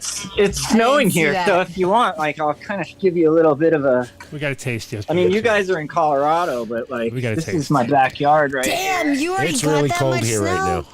I party up on the mountain. So I'm not ready. Big Bear. We had snow yesterday. I had a couple inches. Yeah, but I still think we should stop. Next Why week's don't you gonna just put pants on and yeah, pants work. Yeah. Pants No. help. Hey, so Nobody we're gonna so also we're gonna do some shout outs, and then we're gonna do a Patreon after party, because that's what I figured we would get to see. You can tell a couple of your real stories. You can tell a couple stories then, Jeremy, because then you're not giving up the book on the show. But the No Patreon problem. listeners get to hear, of course. And Max, you're totally invited, because you guys can just chill if you want, but you don't have to, but you can.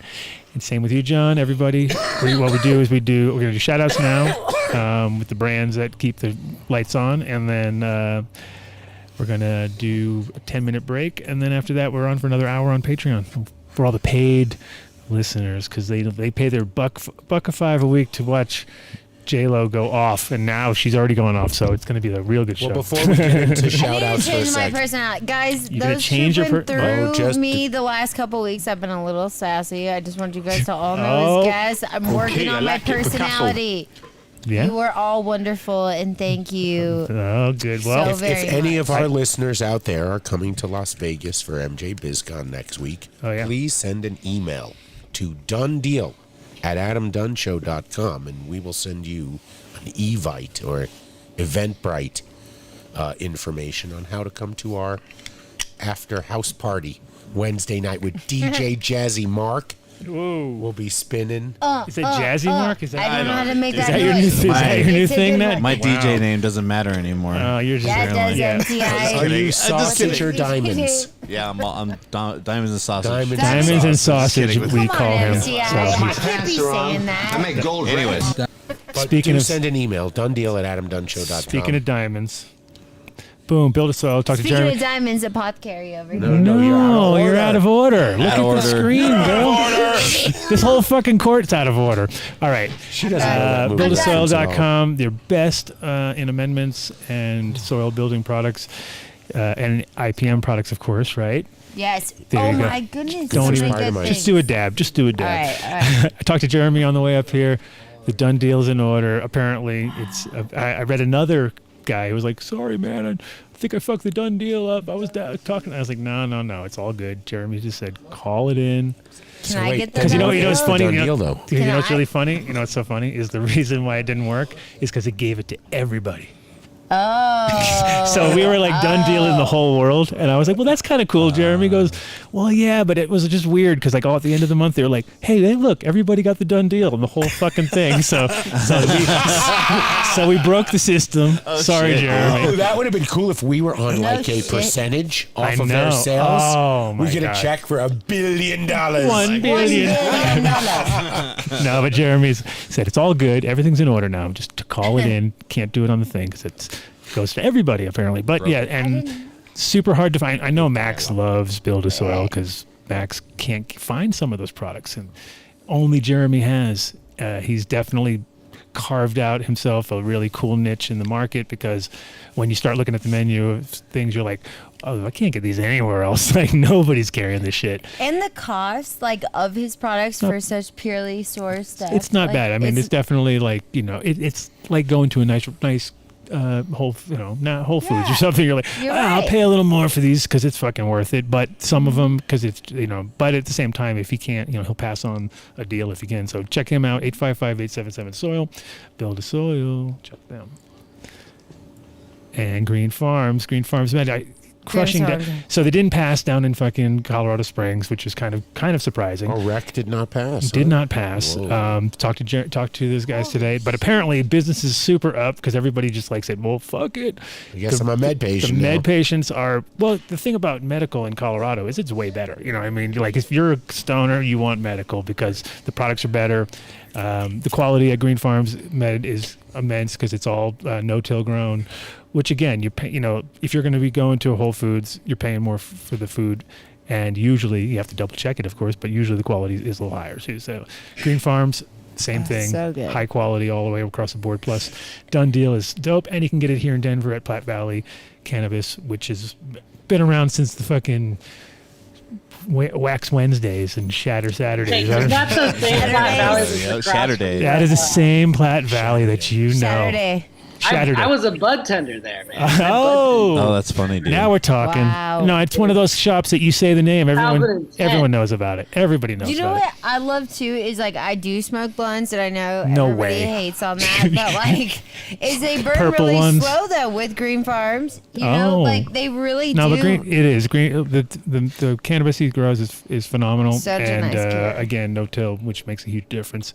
Check them out, Platte Valley and Green Farms down in Springs. Always ask for the Dunn Deal. Oh shit! Here we go, Colorado or Hey, I mean, shout Vegas, out to- Vegas in the house, Green Bros. Yeah, Cullen at Green Bros gave us a Green Bros G Light. It's a $13,000 grinder. It's like a burr grinder for cannabis. So if you're in the industry and you want one, we have one for you. So Yeah. send us an email all at stainless and sexy.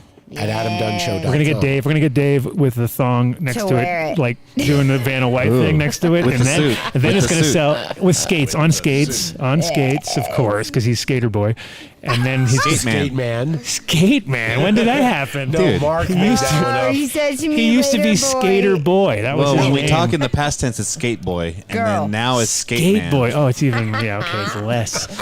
But You check out Green Bros. Vegas. If you're into trimmer, if you need a trimmer, these guys have been they The put bucket. I will say, as an extractor, Green Bros was one of the only machines that didn't really mess with our extraction much. It was one of the better There you go. trimmers on the market. That's already a selling point right there because that is the biggest complaint got a when you're deal doing on that auto for you. trim stuff is that it's been Record rolled that. and We wanna rolled play and that one rolled back. and rolled That was and so rolled, nice. and it's like it does just beat the heads off of It's one of the only reliable ones where we're like, yeah, well, it's Green Bros, we'll accept it. Well, you Anything interested else? in a G Light? Well, that's a huge. No, we don't want a G Light. Come on, you need. Fuck. We thought that's why you're on the show. Damn it! All right, get the hell out of here. No, but Greenbros.com. yeah, we'll be Deal, seeing them in check out. Vegas. Be seeing them in Vegas. Yeah, and they work with Pure Pressure and all the all the And definitely. dry flower solutions, which we should add to our. Oh, we need to add to the roster. Yeah, we have a whole bunch of people. Whole to add bunch. To It's the going to be roster like Hey, well, people you are going got to to tell me about these things. Yeah, You need to you know think these our, just things. happen you think our telepathically, ads are man. long now? Oh, these guys, Apothecary Farms, they're all right. now. Tell us about Apothecary, Brent. We're a vertically integrated cultivation and extraction operation in Colorado and Oklahoma. We have 3 retail locations here, one in Pueblo, one in Colorado Springs, it's medical only, and one here in Denver. And then we have 5 in Oklahoma across the state. Yeah. Damn. Nice. Always bring in the fire. We get grams from them every week. Oh, and, yeah. It's so incredible every time. Let's We do give- both hydrocarbon and solventless. And, Hell yeah.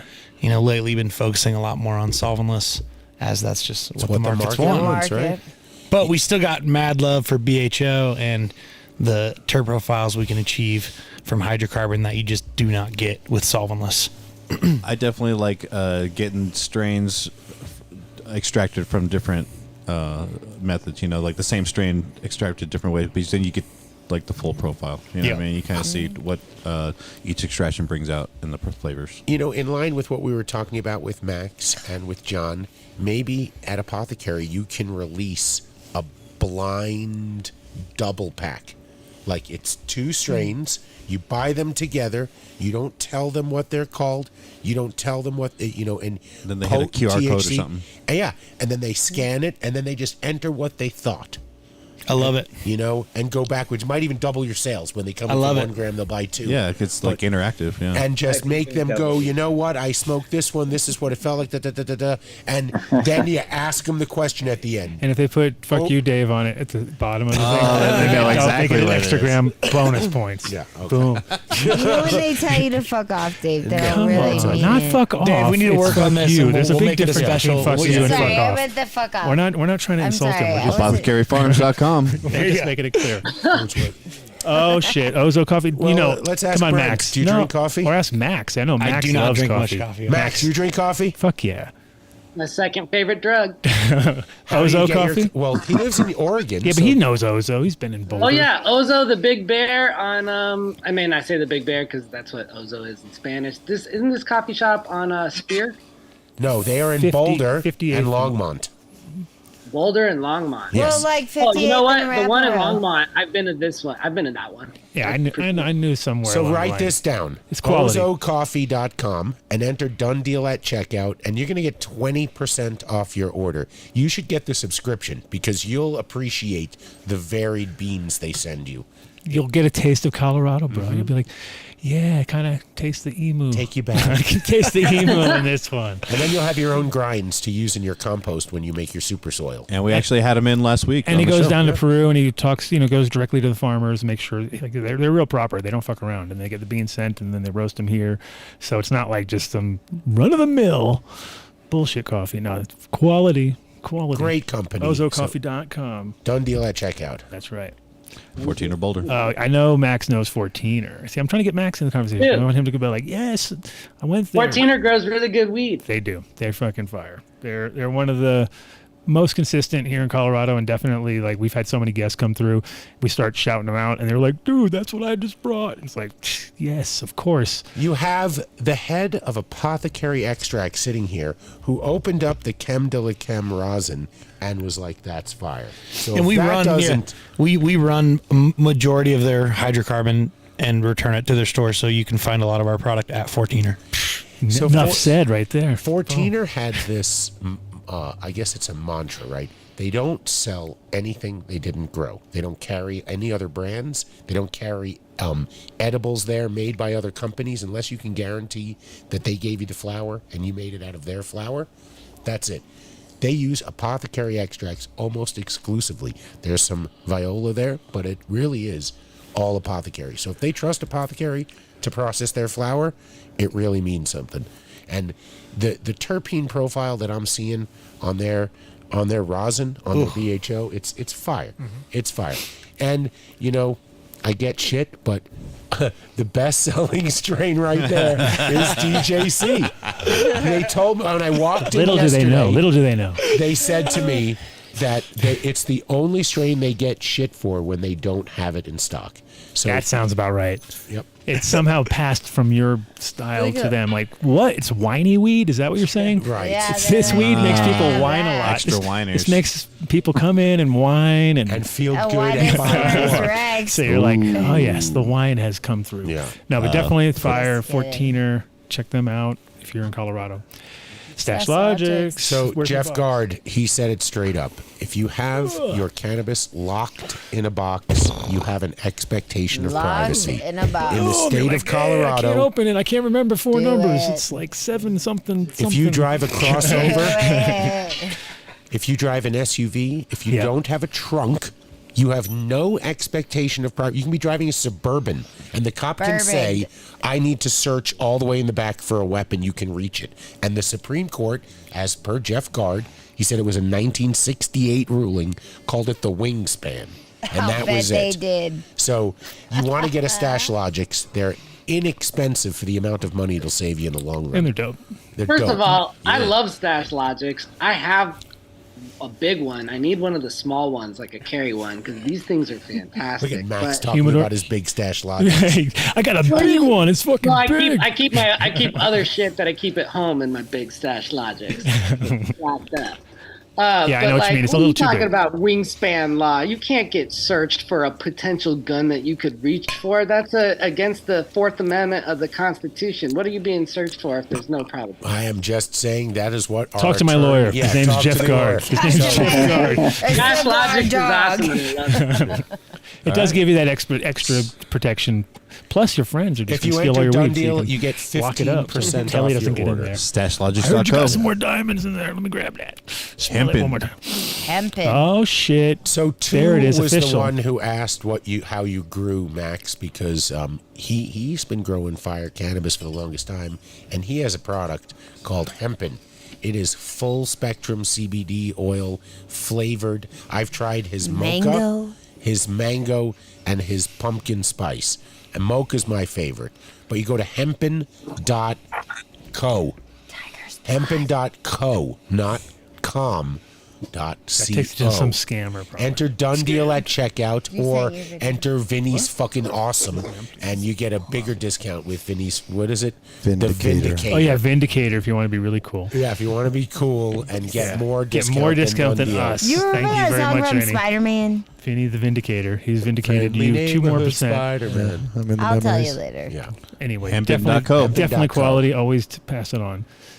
Oh shit! Talked to Tommy today too. Fishhead Farms. Fishhead Farms. Fish shit on Instagram. Simple product, but it works fucking super effectively and easy to use. Obviously, if there's one product, you just do two mil during the beginning, ramp it up to 3, and you're good to go. And it's Don't drink it. You will notice a difference in 24 hours, and that's what's nice. Is like if you are already growing and then you grab this product and you immediately see the difference. It's like, holy shit, I've been growing this plant for years and I've never seen it that happy. So Would check you that like out. some fish shit, Brent? We can have some sentient, no problem. Check out Fish Fishhead We need to try Farms. some fish shit for sure. Don't drink it. Don't open it in your car. Don't open it. Only Don't drink drink it. it. It smells foul, but that's Yeah. what the plants Andy's Fishheadfarms.com. done it. Check them out. Culture Biologics. Culture Biologics. If you Culture you may have seen Biologics. you may have seen Tim showing off the new warehouse. Andy's been out there sweeping the floors, right, Andy? No, and pretty much. Well, yeah, there's a lot to sweep, I'm sure, but they are back on track. So if you have orders out with them, you expect them to be coming through. And have to say, definitely the next, like they say, the evolution of nutrients. It is hitting all the bells and whistles because it's like easy to use, fully water soluble, organic, and super smart all the way around. You know, and like the last 3 crops now, I've been using it, and I'm in love. So definitely check out Culture Biologics. Done deals, 15%. And you said testing for reals, like for those using parts per billionth in Colorado. Oh, you can test. No, it's been passing all the tests. That's the most That's important part. Is that huge. commercial growers that kind of steered away from organic because they got too many dings is sad. And they're like, well, I'm just growing on cocoa now, and they're about to get nailed with Fusarium, and that's going to crush the whole cocoa world. So they got to wake up to maybe changing their medium soon. So there's been a shakeups in the growing industry that haven't even really hit our shores yet because a lot of this stuff's coming from overseas, and they're just like, this has Fusarium, right? And it's like across the board, and we can't stop it, and it's already out on ships, and so there's going to be some fuck ups coming up soon where people are like, we can't grow for the next 6 months with anything until we get the next couple rounds coming in. So check these guys out and avoid all those issues. And Culture Biologics. Tell them I told you so. Culture Biologics. Saved you $1 million, dude. Fungi Farms. Fungi Farms. Fungi Farms. Fungi Farms. Come on, sorry. dude. Get it together. Yes, sir. Those look like that looks like penis envy. Oh dear. Sure does. Like Those are Ghost or penis something. Like, yeah. They look pretty amazing too, right? But yes, Fungi Farms will be joining us at the party, and you know what that means. But definitely the best if you need to get some spores, syringes, etc. Check them out. They've been at their last couple barter towns. Very knowledgeable. Yeah, super cool. What's their website, Mark? I've forgotten. Fungi Farms with a Z.com. Fungi Of course it has with a Z. Z-E. Yes. Fungi Farms. MTI, don't look at me like that. Terpwipes.com. Terpwipes.com/done deal. Oh, no, that's another promo subscription code. you need to get there, Max, because these come in handy. Let me tell you, nothing like these are. So these are ethyl alcohol instead of isopropyl, so they don't. They're won't dry your shit out, and definitely you can notice a difference, and they're thicker, they're bigger. Just what you need, and you'll end up using them for everything. You'll be like, "Oh, cleaning my phone. I'm cleaning over there. Cleaning this." Like they're fucking great. So check them Listen, out. if you have an atom in your house, you have to get the subscription. So terpwipes.com. If you make a mess like me with deal. resin everywhere, because resin gets pretty aggressive and it's hard to get off with other stuff. So you definitely want to. This is like made for it. So if you're flying to Colorado, the first dispensary you're going to encounter is probably going to be one of those really commercially big ones that rhyme with well or something like that, or rhyme with. Okay. So you want to pass those, and you want to go to Green Valley Dispensary. You want to tell them you want the Dunn deal. They're going to take really good care of you. It is a fantastic. They carry 710 Labs. What was the one I keep forgetting? A green dot. Green Laser dot. Cat. They got Laser Cat. 710. Laser Cat is fucking fire. Yeah. Everybody should be smoking that shit. So head over to Green Valley Dispensary. Tell them you heard With about their it. apothecary. Don't get me wrong. That's the bougie shit right now. If you get your rosin from Laser Cat, your BHO from Apothecary, I don't mean this like. They're coming on the show soon. Yeah. It's beautiful. GreenValleyDispensary.com. On the show, don't you worry. Numbnuts.co or numbnutsco.com. Numbnutsco.com. Done deal at checkout. If you're a medical patient, you can find their 1,000 milligram peanut butter in medical dispensaries here in Colorado. They make a dog variety. They make a non-medicated variety. Just go to numbnutsco.com, enter Done deal at checkout. You know all the people out there that have these breeds that are like Newfoundland, St. Bernards, like all these. Well, I'm saying like out there in the world, you know, they be having these huge dogs, and I feel like sometimes you got to give your big dog joint peanut butter. So if you want sterile substrate, did I get that Don't right? talk to Brad about and that. you want culture, you can go to monstermushrooms.com, enter Done deal at checkout.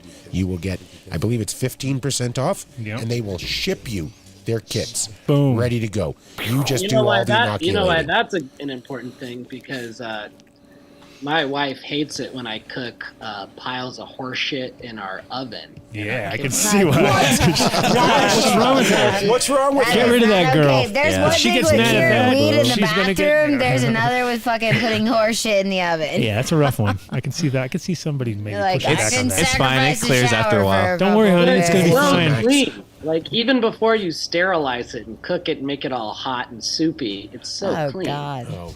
Yummy. Yummy. Or you could cut all the shit out and just buy Monster Mushroom Company. There you go. Mushroom. There we go. Boom. Cut it out. Just cut it out. IlluminarLighting.com. Oh, yes. Hey, did you guys see the thing we have to add to our contest? What? What's that? Anything. It's the light contest is for U.S. residents only. Oh, Yeah, we saw that. shit. Okay. Yeah, we all saw that. I We didn't all see liked that. it. Did we? I didn't. Yeah, me either. But that's good to know. So if you're in Australia or something like that, sorry, man. Wait, no. I don't like the way that's phrased. It's not necessarily. We only will ship to the United States. I think that's what it is. Guess I think they shipping's make you different. pay if you're outside of the United States. Got you. Okay, so you can For enter, but you shipping. got to pay for the shipping part. Got from it.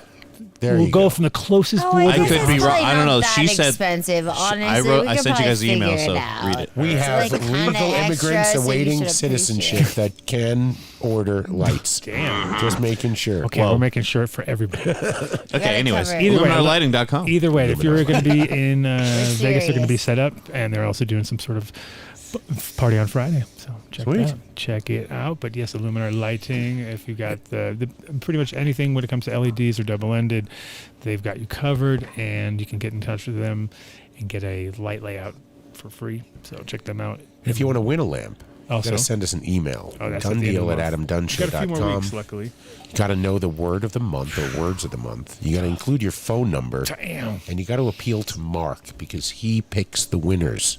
Oh yeah, Very so non-scientifically. He's usually it's the swayed. last one in, first one out. Right? I said throw him in the air. That's what they Just all grab say. one. That's I what do I that. do. I do the throw in the air trick. That works. It's different. That's every. proven. I mean, That's science. you It's know, proven randomity. I see if there's anything that catches my eye, and if not, then I just do a scroll down, and then boom.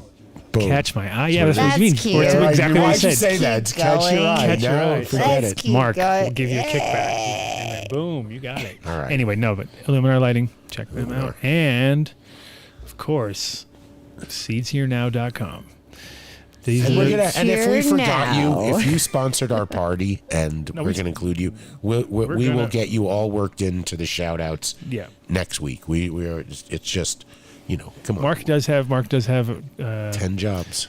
Only 10 jobs, but he can put up the 11. flyer. We can do It's everybody 11, at once. 11, We'll do 11. everybody at once at the end, and we can just name them off, and then that's the easiest way. But go to seedsherenow.com Seedsherenow.com. if you want to check out 70 plus breeders, including myself, all represented by You guys are awesome. by one guy, James Bean, who's got his shit together and has had to deal with the highs and the lows of this whole fucking seed industry and how much bullshit there is, and dealing with all these different breeders.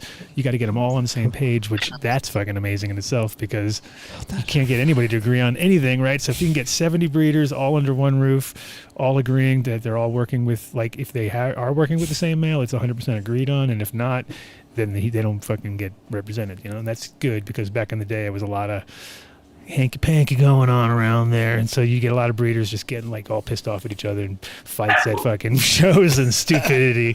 So he's doing a great job, James. But the madness doesn't stop there. Check out shnauctions.com. Oh, that's right. He's got his auctions going on. So if you want to find rare, hard to find packs, or packs, like, basically the best part about it is that these are things that he takes 2 packs out of every batch he gets, and if he doesn't get any complaints, he'll just sell it after it's been in there for a year, so then, like, okay, that means that these ones actually there was never complaints, so that's one indicator right there. But if they're not in the vault, that means they probably got complained on and they probably got replaced, so you don't want those ones. But check them out. You can't use the Dunn deal on this one, because you only can use it on the regulars, but check them out. And that's it. That's it. But See you on Patreon. oh no, go back. No, wait. Do the last one. Do that picture Yeah, with do all that. the different. I know. I have to pull it I'll up, work man. on my God damn. personality over the Taking next so couple long, weeks. I'm bro. gonna start running. This is Joe Rogan. This shit would have been done. Yeah, you got shitty, Jamie. This is what you get paid I mean, for. Jamie would This have is what had you this pay shit for. up in a second. You're like, fuck. Love you, No, babe. dude. What is this, a weed show? No. That shows you the power of cannabis. You can get high enough that you would fuck Woody Allen. Dun, dun, dun. That escalated Hold on, it's quickly. coming. It's coming. It's coming. Did he say that Wait. with us? Who said that? Is that with us? You Oh said my that? God. That's a good one. Vinny, don't say that. Is this the picture that we wanted, or what? No, that's Oh, next Dave, week. you look so That's next nice. week. That's in Vegas. You'll see Oh, that guy okay. next week. Okay, Oh. I thought I just This didn't know. is The the only potty. way you will see that guy in that That's jacket is super if you cute. give us the last grand we need Yeah. for the food sponsorship. Ooh. Otherwise, We're I'm gonna not even starve. bringing If you want to see him in that He's jacket, not even bringing come with a grand, because then he'll bring be it. straight to the gambling table So with it it. was We're gonna chill coming. the fucking And he's going to turn it parking into lot. food somehow. I think he said In and magically. out, It was Bert, coming. you fuck you. So it was- I think it came out to, yeah, that's it. Look at this party. Okay, we so see all curated. these, I know they're small, Directly following. but we had to scram them in because we Did you have guys so use many different. fridge writing? Yes, that's fridge writing because it's show and tell. It's a So it's show. the Adam Dunn show and tell, meaning if you have fire and you're going to be in Vegas, you need to come show and tell it about. Show us and tell us about it, and we will have professional photographer there taking your photos of your shit done well, macro and everything, and we will present it properly after the fact, and we'll, no contest because we know that just spirals into hell. So we're going to keep it as a simple show and tell, but the level of all stoners here that we are like, I got better than you. Well, let's see it. Tell us about it. We'll get a nice photo. But we have all these different sponsors. We got Jerome Baker, Grove Bags.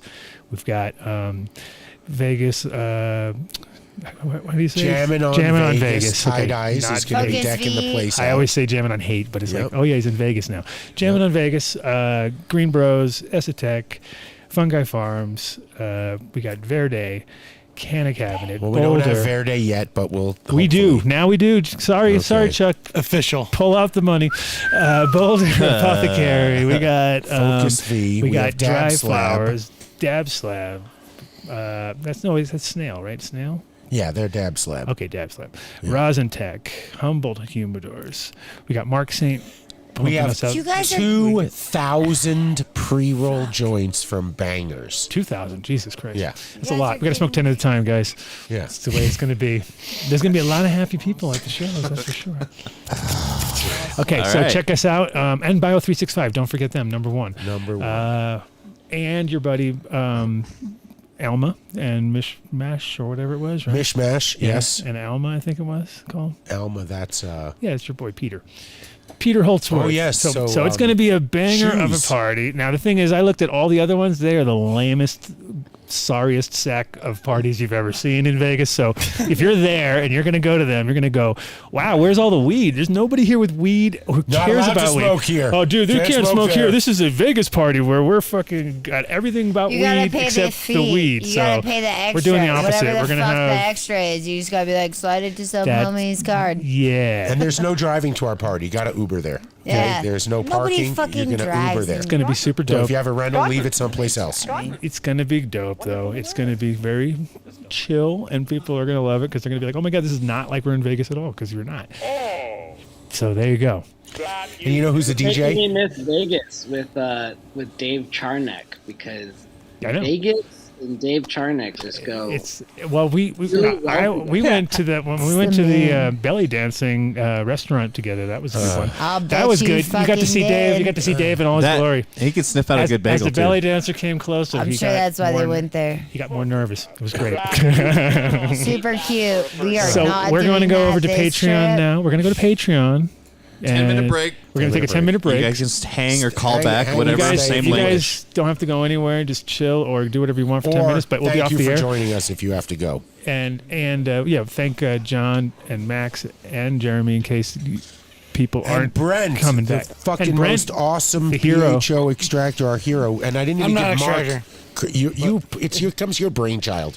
If it wasn't for Mark, we wouldn't have Apothecary as a sponsor. Yeah, Mark. See that? It's dedication. We love Mark and Apothecary. Yeah, man. I've been smoking since before the show. Yeah, Since for sure. before the show. As soon as I could That's sign like- up to them, I Can did. that even be possible? I want to point something out that most of you Since would I was not on the know show. unless Okay. you went to Apothecary.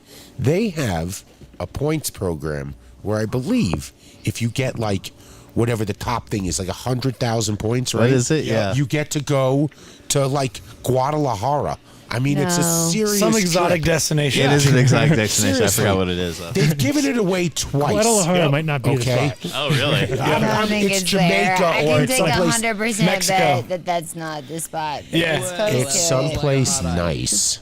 And they've given it away twice. Yeah, we've had okay? 2 people reach it actually No fairly way. recently. I swear. That's crazy. I dude. swear. Yeah, we got him we got a picture of him on the beach with wild, like man. his apothecary towel and his apothecary speedo. So Besides- what are you guys waiting for? Head down to Apothecary and make sure you're registered with their points program. There you go. And thank you for 3 years. They got of some being a 4-gram sponsor. buckets on sale right now that I'm going back for tomorrow. Oh my gosh, See you I in want 10 minutes. that. I want that. All right, guys. Thank you. Bye. Thanks, J-Lo.